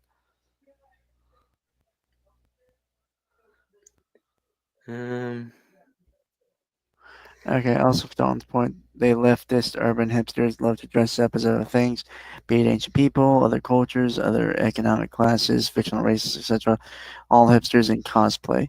Even the poor leftists still act as the upper middle class hipsters to the best of their ability and resent their poor peers. Same for those outside of major cities. A lot of people seem not to be able to take care of themselves, let alone their clothes. I mean, to be fair, I've had that kind of deal too. Like, be fully honest, I wore like the same pair of shoes in middle school for all 3 years, and I only had to get new ones because the soles of one of like them started to peel off. Yeah, To be fair, I usually do the same thing just because I don't particularly like shopping for shoes. well, It's honestly, I'm not like hell. I even like wore. I used to wear like some old T-shirts that I bought like, at the beginning, like years ago. I threw also them out. in answer to the question you asked me in the private chat, the answer is yes, and yes, it is always weird and embarrassing. Yeah, I'm never not gonna give you flack for it, man, because I you make it too easy. You make it too easy with the reactions. I And you did. am aware. To be fair, you also did kind of say that. I remain aware, and your ribbing is noted, and also fuck you. To be fair, you did set it up with the story you gave. So Yes, I do, and I did, and yes, it's very true. And shut up. hey, I No, didn't. Candy. Hey, be proud that I didn't say it out loud on stream where it's recorded forever. I mean, to be fair, I wouldn't have minded if you did, but thank you at least for that. Anyway, candy canes. All right. Story, Christian would be the one who is right. But in Kirk Cameron's Saving Christmas, he is just a woefully misguided soul who needs the guy from Growing Pains to set him straight and teach him about prosperity gospel. The framing of the film is that Christian is wrong and Kirk is right. Throughout the film, You know, if this was actually a legitimately good movie, it wouldn't have who's right and who's wrong. It would just ask the questions more than anything. Yeah. Again, that's my main problem with a lot of like stories these days, is that they never ask the questions; they just proselytize. There's that. The other. Although most of what I remember from Kirk Cameron's Saving Christmas, which I have seen, is the annoying ahistorical recontextualization of like Christmas symbolism. Like, there's a really weird fundamentalist idea that the reason why we do Christmas trees is because the cross was made of wood or some shit, and that Christmas ornaments are supposed to be reminiscent of like the fruit of the tree of life or whatever the fuck. Actually, that second one's not bad. Like that But one, that one I could at least see the logic for, but trying to get out of the idea that the Christmas tree comes from polytheistic cultures by going, well, the cross was made of wood thing. Yeah, no, that's not. yeah, I don't. That's get not that. how anything works. I don't get that. There's other moments like that in here too, which is the like hyper Christianization of things that definitely weren't rooted in Christianity. But I don't know if Leon gets into that in this video or if he just stays on the bashing prosperity gospel point. Anyway, Candy Canes. I mean, to be fair, from what given the definition he's given of prosperity, what was it again? Prosperity gospel. Yeah. I'm not inclined to disagree with him. Yeah, no, I would find common ground with him on this point too, except for maybe the bashing on commercialism and capitalism thing. Because No, yeah, I agree. That's most of that as ever boils down to people like nice things, and so the market provides them with nice things they can buy. It's really not that complicated. true. Although, like with what Giant Turtle said about mega churches earlier. Yeah. I'm certainly. sorry. Okay, I'm sorry. A little side tangent here. Just me being kind of talking a little bit about my faith. To be fair, I don't really put much faith in organized religion itself. I've had this discussion. Dawn and I have talked about this before in private, but I think I've mentioned it a few times here. But again, I don't really trust people who claim to talk for God. Just, I don't know. It never to Fair. me. Fair enough. I've never, whenever I've heard someone like give a sermon, like a pastor or something, I've never felt the words mean anything, if that makes sense. Like, I just never. For lack of a better phrasing, you don't think there's anything of God in them, more or less. I think it's just that oftentimes it's the interpretations that those individual people give that I don't particularly agree with. Because I think it's just formation of their own biases and experiences. Which, okay, fine, you give a lecture on that. That's fine, but I mean, but it ends up being a Rorschach test instead of actually, trying to convey anything that's supposed to be in there.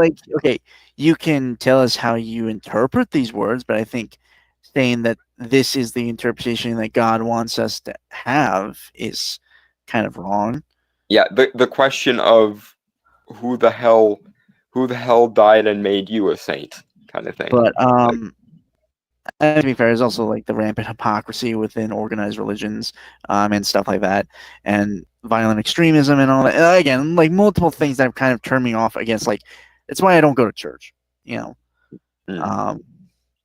and I attended a sermon when I was younger, and it kind of became like bashing of gay people and stuff, and I just couldn't really agree with it. And also, thanks for that. Anyway, but I was going something here. And again, my whole the fact that mega churches are a thing, that is like no one. Yeah, the structure that treats pastors like rock stars will never cease to amaze me. Like, legitimately, that is no way. That is actually, I doubt God would want that kind of thing. And again, if we're going off of shit that Jesus did or said in the Bible, the one thing that actually managed to piss him off wasn't the crucifixion and the torture. It was the idea that people were, in his name or in God's name, trying to make a buck off of people. So, yeah, I again, not a Christian, not my business, but if Jesus was on to anything there, I don't foresee these evangelical megachurch folks going anywhere but down in their afterlives, so to speak. Yeah, I see your point, Giant Turtle. I'm a little more. I guess I'm a little more of the optimist. To be fair, that I have some faith in people are good ultimately. Mm-hmm. Um,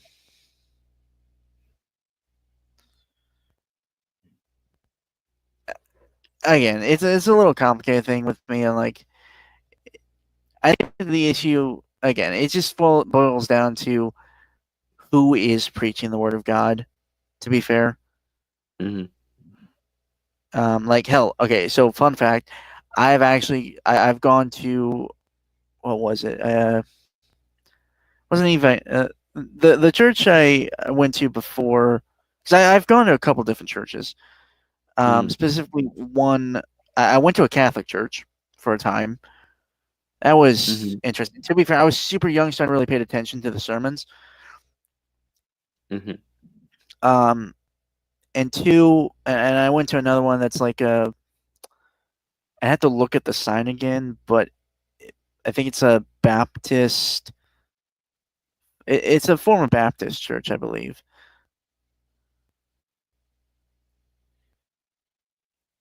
No, okay, I'm not. That's not what I meant, Giant Turtle. Uh,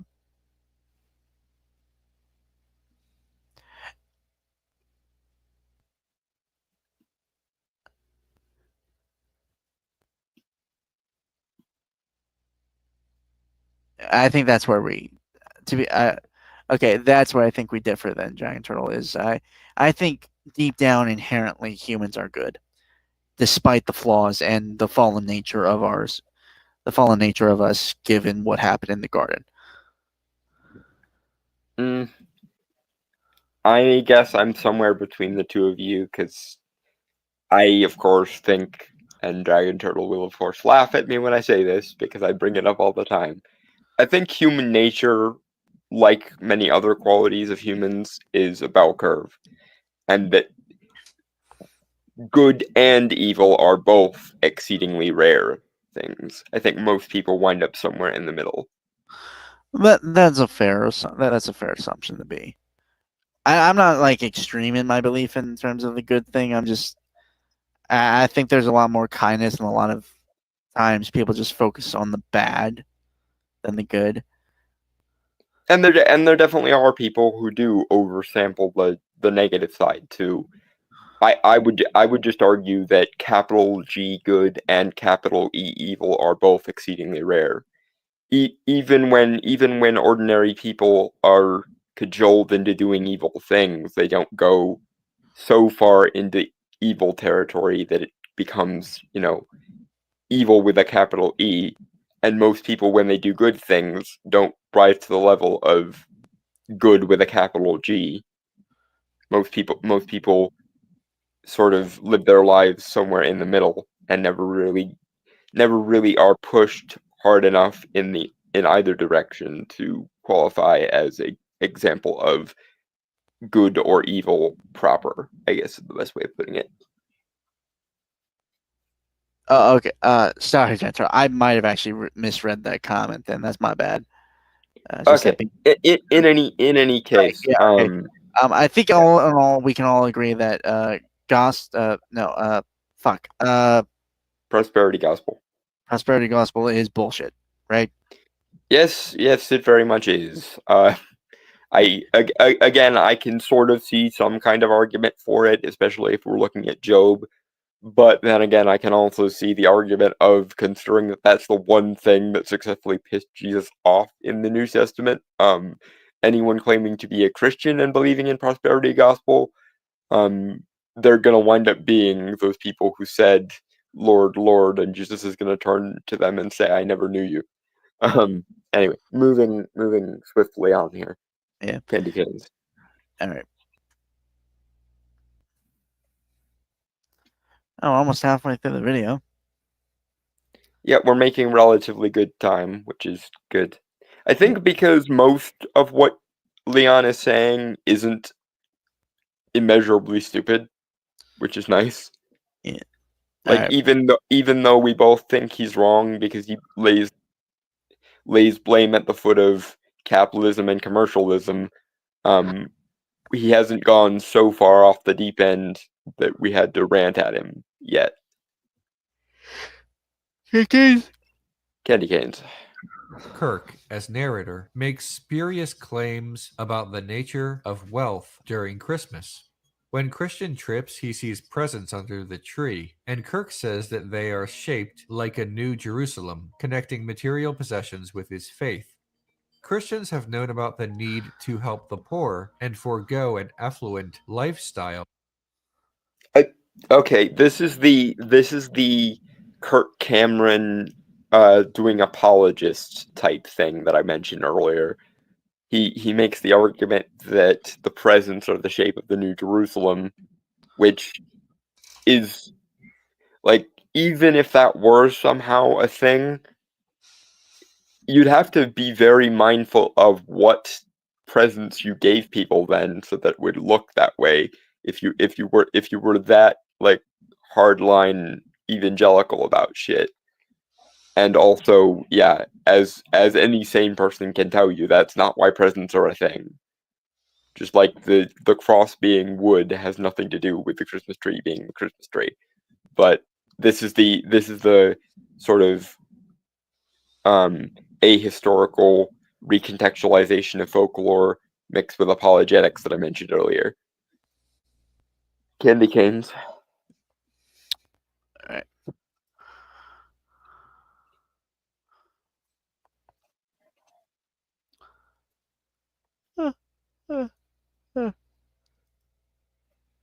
What? Since the beginning of their religion.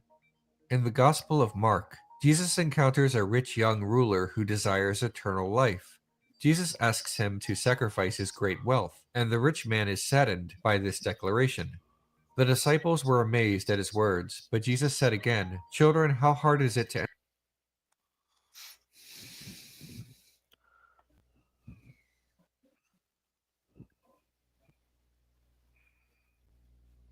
I mean, to be fair, I paused midpoint, so Yeah, but I can see what he's getting at. It's exactly like the point that I raised earlier.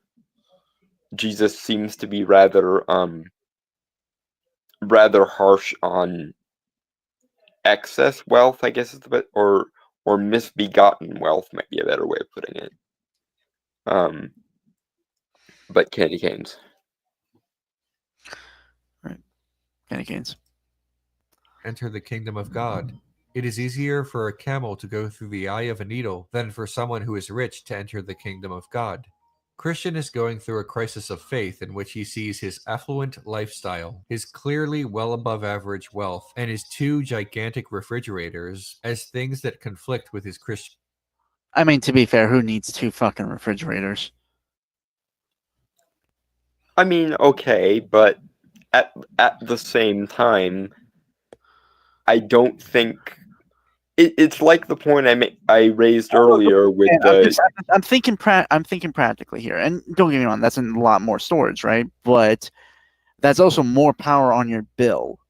It also, I don't want to judge it too harshly because we don't know how many people live in this household, so he might need, like, if he has 7 or 8 kids or several cousins who also live with him or something, then I can see 2 refrigerators for the sake of storing the food they need to maintain the household. Like, but point being, this goes back to the point I made earlier with the whole, if you treat everything good or satisfying or pleasurable as sinful by definition, then you're gonna wind up either raising a bunch of fundamentalists to almost a terrorist degree, or people who self-sacrifice to the point of suicide, which backfires because, of course, suicide is also a sin, or if you give the devil credit for all the good shit in life, you're gonna wind up making the devil look good and make God look like a elderly bastard who doesn't know how to have fun, which is a pretty bad basis for a religion, if you ask me. If following God has no positive aspect until you get to heaven, then that's going to be a very hard sell for most people, I think. But anyway, candy canes. One sec. Sorry, I was just scratching my head.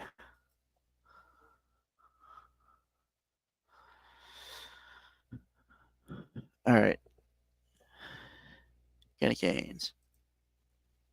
In faith. He thinks that maybe he should do more, and when he confides in his brother-in-law about this, Kirk tells him that everything he just said was wrong.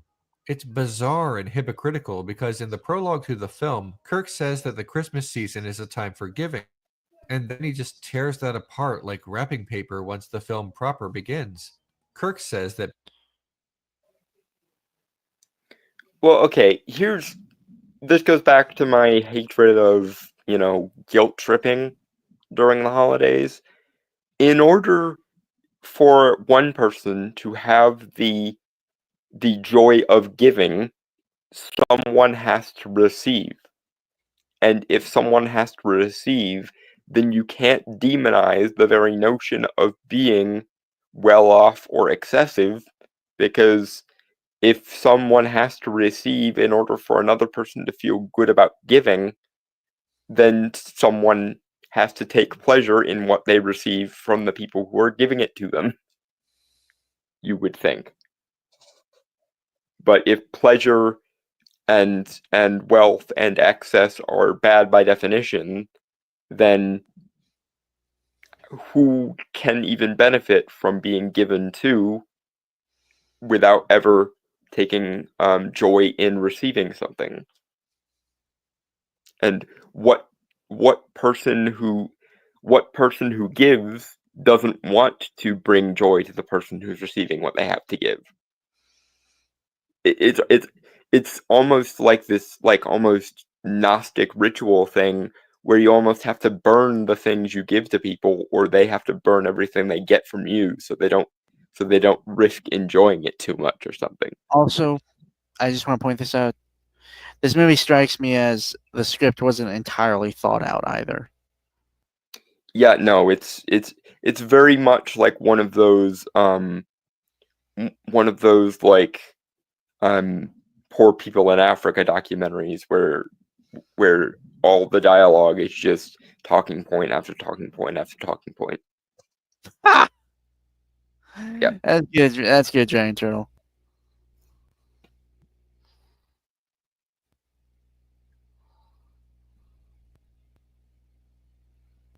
Which, hey, that makes sense for Dalton, to be honest. What's this now? Out of context, that whole statement about giving and receiving pleasure sounded really gay. I mean, it yes, but yeah, but my point being, in order for someone to take pleasure in giving something, there have to be someone on the receiving end of it. And if the person who receives is supposed to like give away or destroy the things they're given so as to not take too much enjoyment out of it, it reminds me of the medieval flagellants who would literally whip themselves to avoid taking too much pleasure in life, which is just silly. Anyway, moving on. Mm-hmm. Candy canes. Let me get that tab.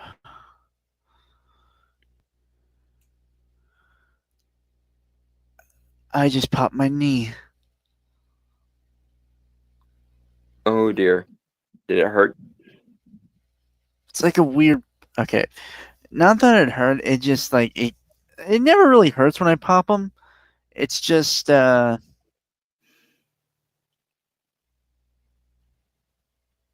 weird tingling, if that makes sense. Mm-hmm. Hell, I didn't even do anything like crazy. I just like shifted my leg a little and... All right. Maybe you were sitting in a weird position or something. I don't know.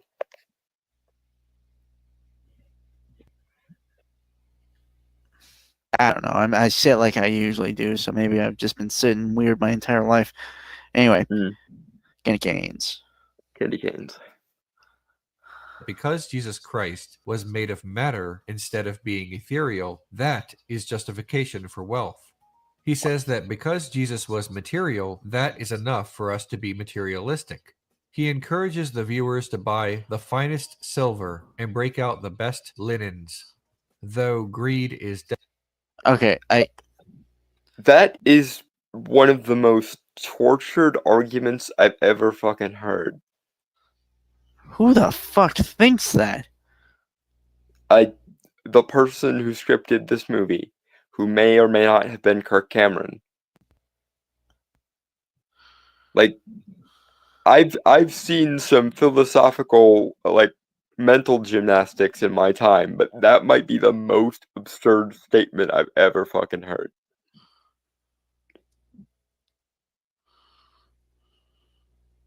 And not for nothing, but preaching against the excesses of the Pharisees was definitely also something Jesus did. I'm not saying we should therefore, all be ascetics or anything, but this is a really, really warped piece of argument here. By all means, be celebratory and feast and be, eat, drink, and be merry, as the old saying goes. But like, the fact that that's the philosophical justification behind it in Kirk Cameron's mind, or whoever wrote this script's mind, then it's like looking into a Lovecraftian entity's eyes almost. I feel like if I spend too much brain power trying to unravel this logic, I'm going to freaking go mad. We're already mad, let's be honest. It's mad to a literal Eldridge degree. It's like it's that level. It's that level of wrong. It's wrong on a Lovecraftian level, almost. So much stupid that it might actually warp the fabric of reality. Candy canes. Like burning things on altars for the gods, except it's the suffering you really offer. Which, again, speaking of the point I made previously, the value of the things you're giving to the gods is because the things you're offering to them are valuable, either in general or to you specifically. Right. Anyway. Yeah, candy canes. Definitely a sin. Kirk's argument is specious. He says that since God made Jesus Christ into the material world, we should all love material things. Jesus Christ being made of matter does not justify prosperity gospel. By that logic, God made the devil, and the devil... Actually, I want to hear that point fully. I'm curious. Candy cane. But so far, again, I don't disagree with him. Yeah. All right. Candy canes? Candy canes. By that logic, God made the devil, and the devil is also tangible like Jesus, which makes Kirk's finest silver and linens evil. In fact, that would make anything we touch evil. It's irrelevant. It's nonsense. Here is what Christ actually said about material wealth. Do not lay up for yourselves treasures on... Sorry, 20-second thing. Yeah. You want me to have the full part? Yeah. Candy canes. Candy canes. Do not lay up for yourselves treasures on earth, where moth and rust destroy and where thieves break in and steal. But lay up for yourselves treasures in heaven, where neither moth nor rust destroys, and where thieves do not break in and steal. For where your treasure is, there your heart will be also. No one... It's not done yet, but... Right. But like I made a similar point to this earlier, where Jesus seemed to devote quite a lot of thought to like excesses of wealth being, or especially like ill-gotten wealth being an issue.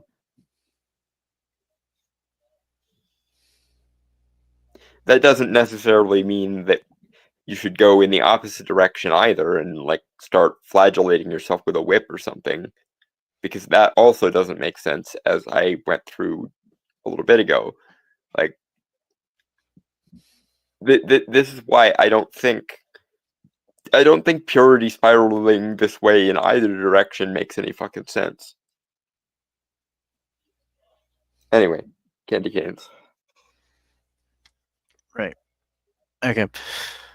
Candy canes. One can serve two masters, for either he will hate the one and love the other, or he will be devoted to the one and despise the other. You cannot serve both God and money. Now, bear in mind, the Christian God would not want his people to be starving and destitute either, but there is a lot of middle ground between abject poverty. Okay, the original translation is mammon. I don't know which version of the Bible he's reading from, but King it was James. but mammon translating as money is not correct.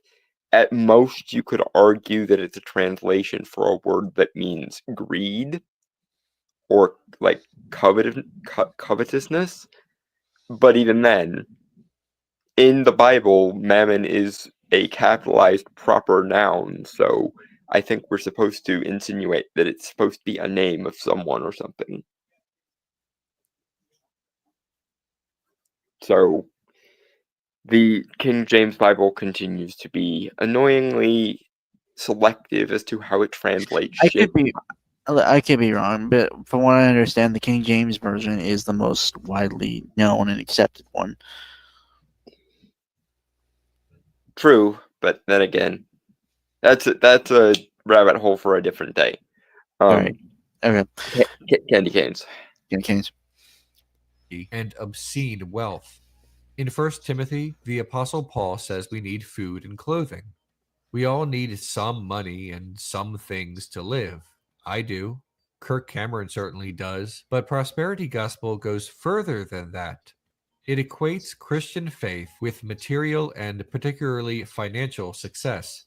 Part of the proliferation of prosperity gospel was the development of charismatic Pentecostal churches in America.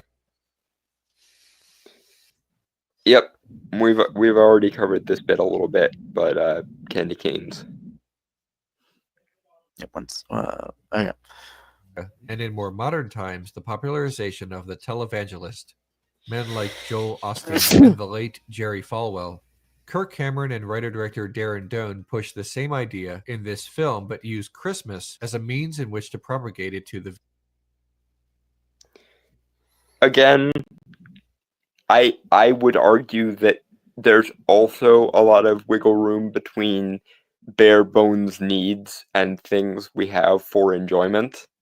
I think demonizing joy or demonizing pleasure it's neither defensible nor is it a good strategy to convince anyone of anything. Like, sure, you can live on like distilled water and like hardtack, but we have taste buds, we have senses that enjoy looking or tasting or having nice things. So I think the idea that you should even want to give to each according to his ability, to each according to his need, and like do the Soviet Russian thing where everybody has bread, but the bread is the like bare minimum quality for human survival and so on and so forth. Like, I think there's also a lot of gray, or there's a lot of middle ground between being a fucking communist and being a a soulless corporate CEO.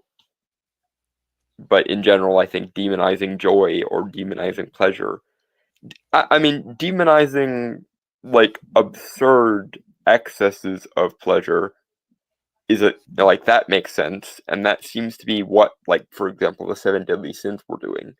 You should be confident when you're competent. You should not be prideful. You should take joy in wealth, but you should not be greedy. You should allow allow what other people look like to motivate you to try harder, but you should not be envious. You should know when to rest, but you should not be slothful, etc.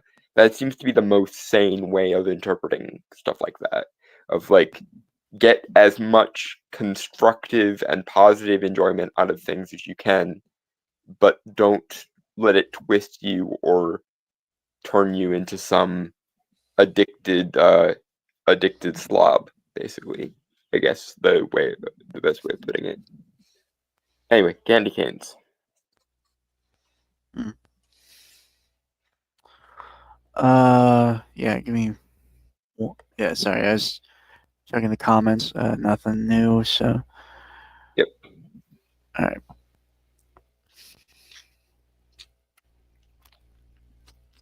Candy canes. Yep. Viewers. To make sure there are no misgivings about what Kirk Cameron is trying to do, he speaks directly to the audience several times in the film, breaking the fourth wall to let everyone know his unambiguous message about wealth. A lot of the film tries to make the non-Christian elements of Christmas and the commercialization of the season into secretly religious elements. To Kirk, every garish symbol of Christmas that Christian does not particularly like is actually... Okay, so I assume this is where Leon is going to get into the stuff that pissed me off about this movie, where they're recontextualizing historically verifiably non-Christian or pre-Christian things and forcing them into a Christian mold because of apologetics. Candy canes. Candy canes. sent from God, and only by glorifying them in the most gaudy way can we praise his name. But Kirk's historical inaccuracies are really all in service to prosperity gospel. Saving Christmas is about Christmas in the sense that Kirk and Christian can't stop talking about Christmas, but its philosophy is... Okay, so I guess he's not actually going to go into the historical and folklore-based inaccuracies. That's somewhat annoying, but candy canes, maybe he will after all. is about a wider problem within the religion. My favorite Christmas movie is A Charlie Brown Christmas. And after watching Kirk Cameron's Saving Christmas, it is plain to see that they are exact opposites. In the famous animated special, Charlie Brown is not feeling the Christmas spirit. He is bothered by commercialism. Insofar as a child can be, I suppose. I think Leon might be projecting here a little bit. As I recall, most of the issue with Charlie Brown is he is not sure what Christmas is actually for, and because this show was made in the early 60s and we have to pander to the 70% Christian populace, they wind up going with the religious angle. But even the religious angle doesn't particularly satisfy Charlie Brown, if I remember correctly. He just kind of ends up resolving that as long as he has his friends and family around him, that's good enough. Which I suppose is, more reasonable. But it is kind of funny to me that even though Linus does, stop the plot dead to do the nativity scene type shit, even that doesn't particularly assuage Charlie Brown's issues with not understanding things, which is funny. But anyway, moving on. Candy canes. Yeah. Okay. Kenny Canes. and the ostentatious celebration of the season. In the end, he is told what Christmas is all about, and he concludes that he can still enjoy Christmas in spite of the garishness of it, so long as he is surrounded by people in his life. In saving Christmas, Christian, too, is not feeling the Christmas spirit. He is also bothered by the excesses of the holiday.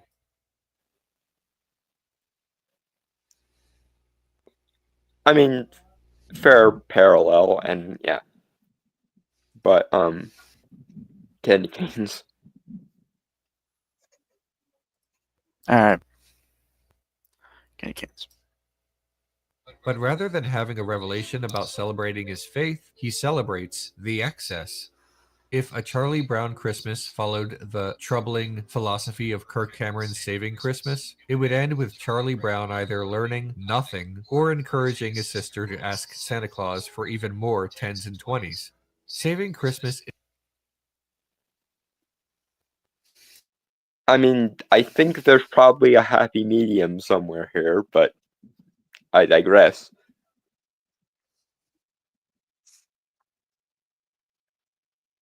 Candy canes. Okay. Is an awful film, but it's not just because of the bad acting and all the padding to get it to an acceptable runtime or anything like that. It's not just a bad movie, it's bad for us, and it has nothing to do with what Christmas is all about. Merry Christmas, everyone. Okay, but what is Christmas all about? Yeah, I'm curious about that too with regards to Leon, because as far as I was aware, Leon is a atheist, or at least he was to the best of my knowledge. So obviously he's not going the Bible thumping route, because there are several cases in which he, is very much a edgy atheist, sort of anti-Bible thumper sort of person. So he's not going the nativity route for the meaning of Christmas. He's not going the prosperity route, because, well, this video exists.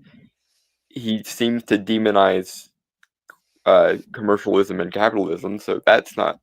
So the feasting and being merry part is null.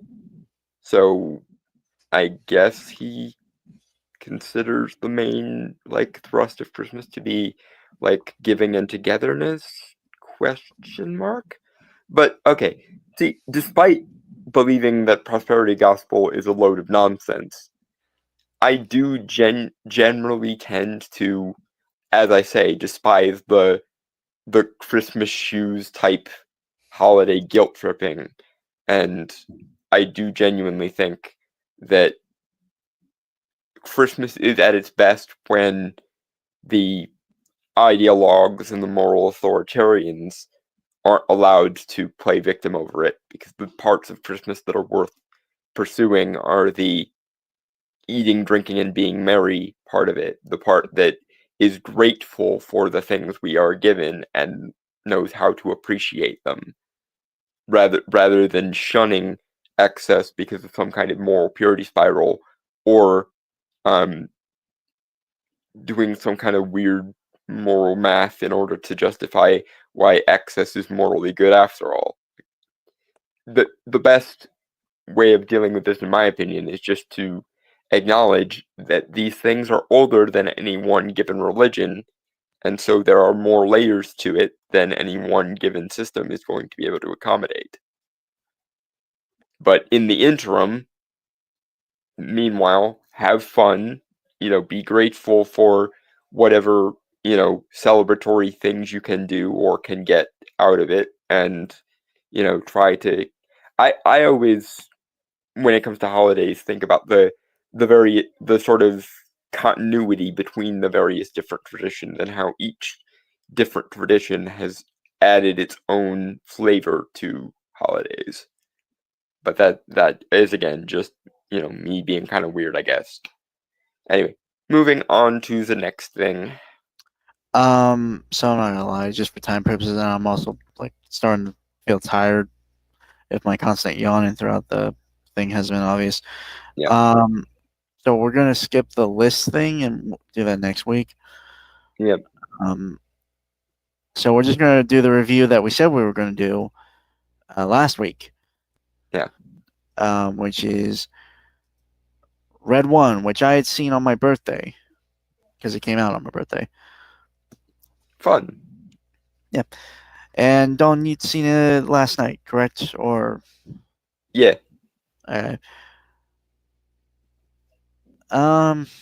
okay, I guess we'll start with a brief non-spoiler review.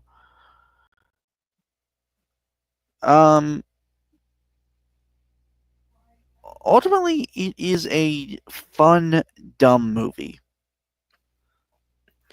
Yeah, and I did like quite a lot of the elements of the world building, though.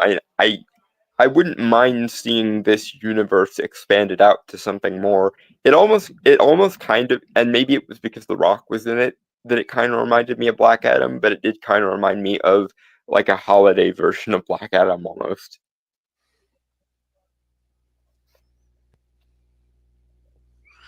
You're obsessed with that movie. They managed to do a mostly correct version of Dr. Fate. I am allowed to enjoy this movie.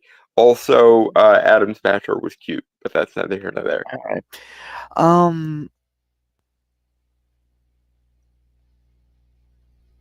Yeah, I mean, to be fair, it's a fairly by the numbers action adventure movie. Still has some really interesting ideas, but like the filmmaking, writing a bit, it's nothing new or groundbreaking. Like I said, I really did enjoy some of the world building, and if they wanted to revisit this at some point, I wouldn't be against it. No, I'm not saying that the world building was bad. I personally enjoyed the world building myself, but yeah, Giant Turtle, effectively. But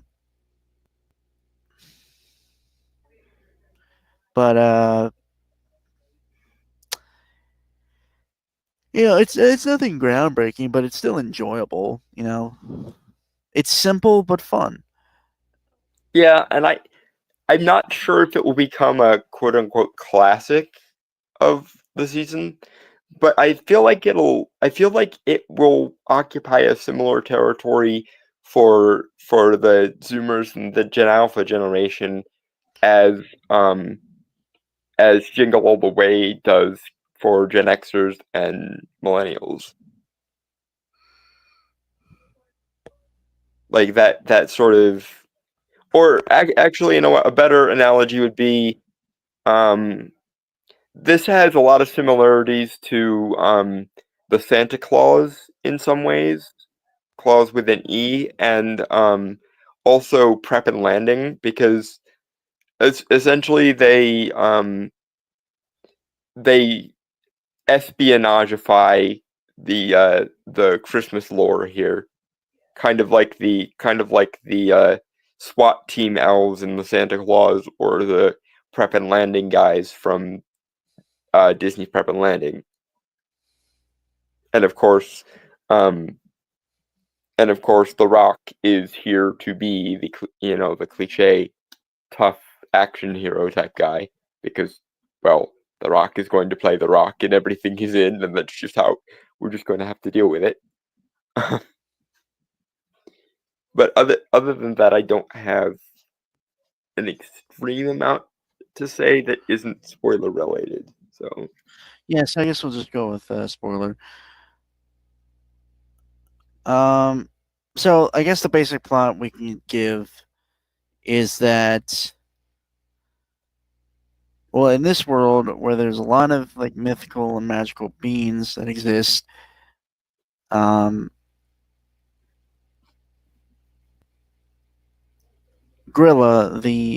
well, shit, I shouldn't have said her name.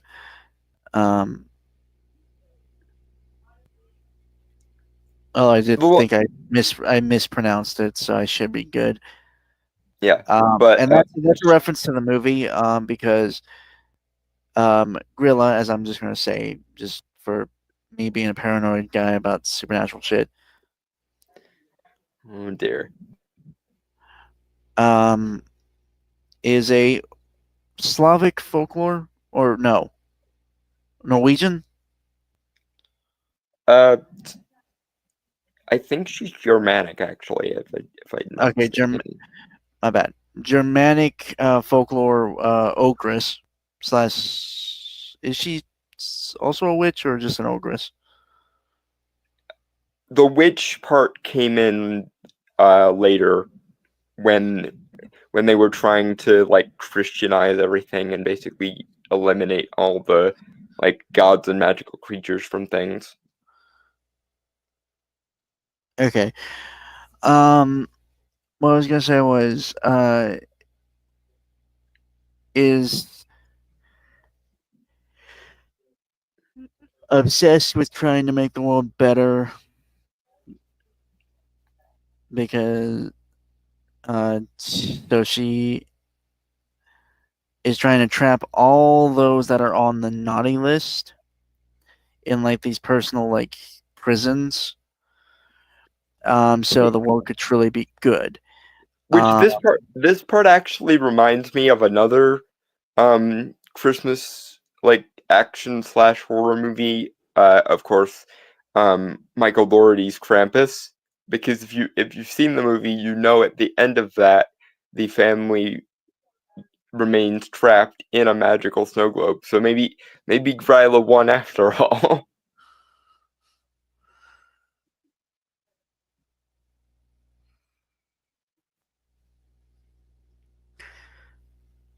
I was trying to think about it. Um,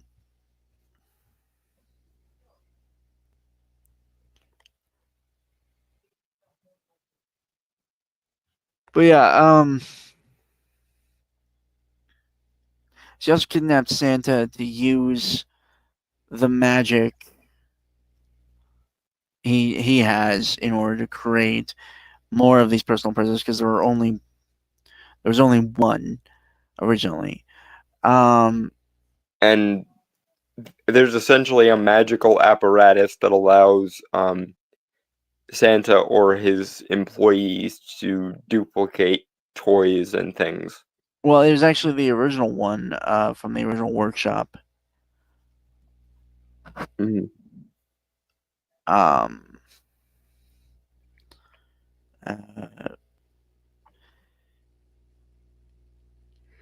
sorry, good. Fuck. And the two guys that are teaming up to help save Santa and save Christmas and all that. One is played by Chris Evans. I can't remember his real name, but he went by the code name The Wolf, who was a tracker, which is actually a thing. Yeah, you can look it up. Basically, he's just paid to do jobs like find stuff. Mhm. And The Rock's character hires him to retrieve. Calvin, I think is his name, who is like the personal bodyguard and friend to Santa, who was actually going to retire because he couldn't see the purpose anymore. Yeah, Santa is depressed again. No, not Santa. Well, it wasn't Santa. Oh, right. Calvin is the one who wants to retire. Right? Yeah. Or am I misremembering shit again? You're not misremembering it. Okay. Because I do remember there was the subplot about the naughty list growing too long and shit. Yeah.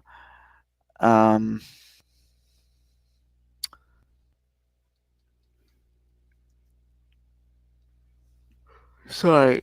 Fuck. Yeah, and so effectively it's a Christmas buddy cop movie. Almost Lethal Weapon, but a little less toned down and PG-13ified. Well, I mean, a better analogy would probably be the one that The Rock did with Kevin Hart, Central Intelligence.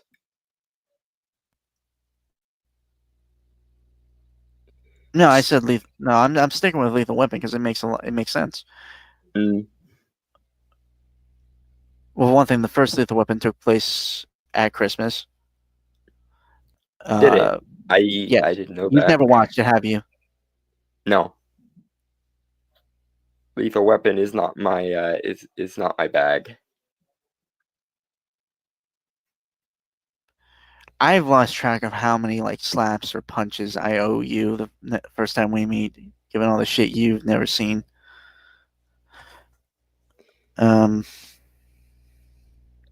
gonna wind up with broken ribs, I think, when that finally when Oh no, that bill motherfucker! finally comes due. Motherfucker, you ended up in a coma. Yeah, probably. But well, it takes place at Christmas. You have the kind of crazy, kind of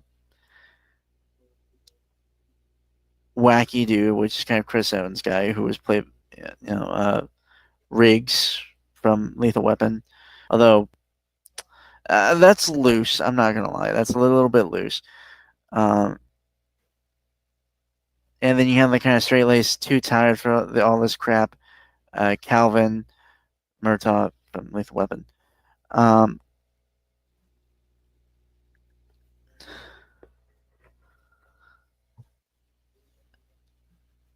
Also, Gryla is played by Kiernan Shipka, who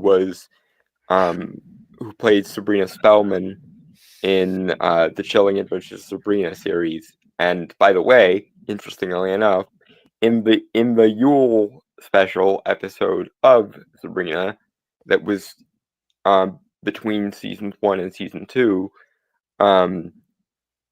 Gryla is actually a character in that. So I wonder how much of I wonder how much fun Kiernan Shipka had playing Gryla, because I assume she probably remembers most of Gryla's folklore from filming that episode of Sabrina.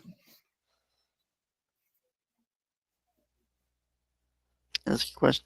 But what I was gonna say was, obviously they go on traveling across the world, as seeing a lot of like cruel supernatural stuff, to try and find Santa or Nick before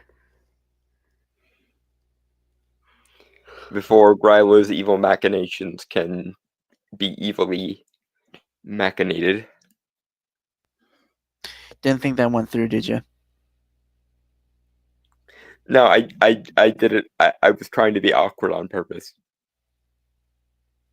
You succeeded. for humor points. Right.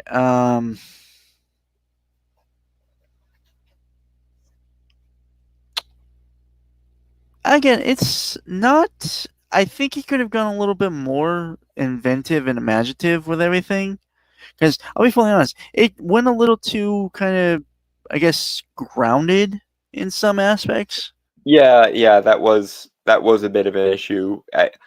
If we're supposed to be talking about an organization of magical creatures, then there should be more magical creatures, and the magical creatures we do get should have more magic. Then again, Well, it's not an organization. again- It's not an organization. It's an organization that it's not an organization made up of. Well, no, it does have supernatural creatures in it, but it more governs and protects the supernatural world. the truce between the supernatural world and humanity. It's basically like a veil of secrecy from SCP, kind of. Yeah, although this one seems a lot more kid friendly. Yeah. There aren't so many suicidal members of the ethics committee in this universe, I don't think. Right. Yeah, and I guess tonally, it's not bad. It's somewhat consistent, but there are some times where it feels a bit generic, I guess. Like if Yeah, it's a very like stereotypical action movie with like Christmas lore and supernatural stuff sort of tacked on occasionally. I feel like they could have done better if they had gone like almost bright, um, like Netflix's Bright with this. I think that's what they were kind of trying to go for, but I'm not sure if they successfully managed it or not. Alright. Again, it's not bad. Honestly, the world building and the kind of history that is there is actually I find a lot more interesting than the Yeah, story. I'm actually more interested in seeing like another movie set in this universe than I am really in the main plot.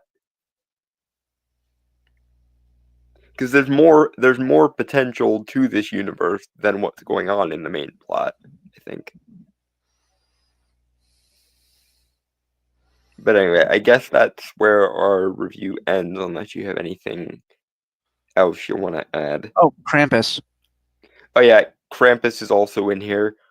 Appa- Funny enough, he is not the bad guy.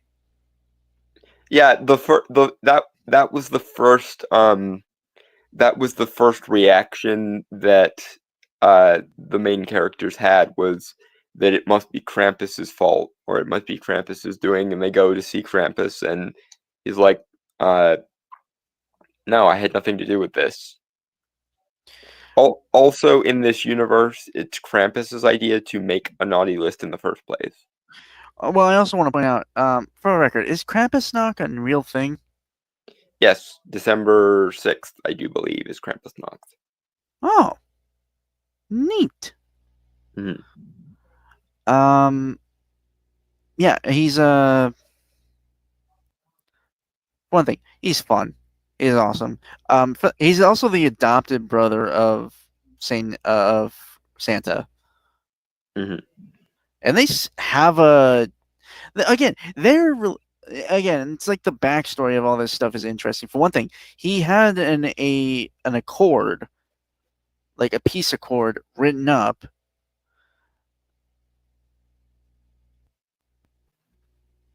Also, Gryla and Krampus dated. Yeah. Back in the day. You know what Krampus slap is? Okay, I was wow. All right, or whatever that slapping game is called, related to the Russian slap boxing. Like, did one inspire the other?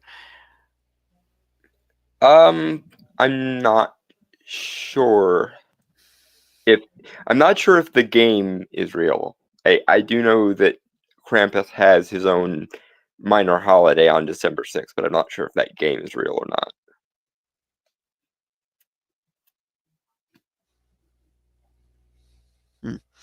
All right. And I was gonna. Yeah, again, it's just interesting because it feels like they have a genuine bond, but is strained given the history there of like Krampus wanting to punish the naughty ones while Santa rewarded the good ones. Hmm. They kind of did a concept similar to this in American Dad at one point. Yeah, I remember. I think this is probably better than that episode, just because they ended up making Santa the villain in that one, and they had him sell out to corporations, which sucks. Um. Also, well, yeah, he's again back to like the thing of, like, he signed accords, I believe, that prevented him from like going out or anyone coming into his territory. Mm.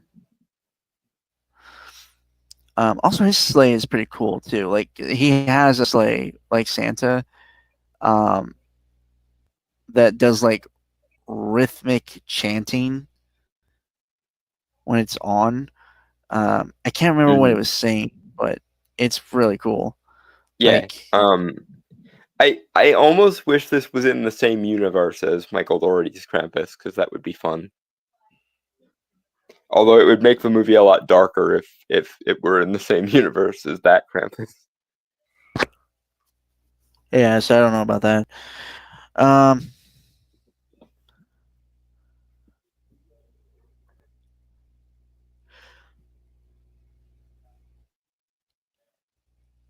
Yeah, I would recommend it.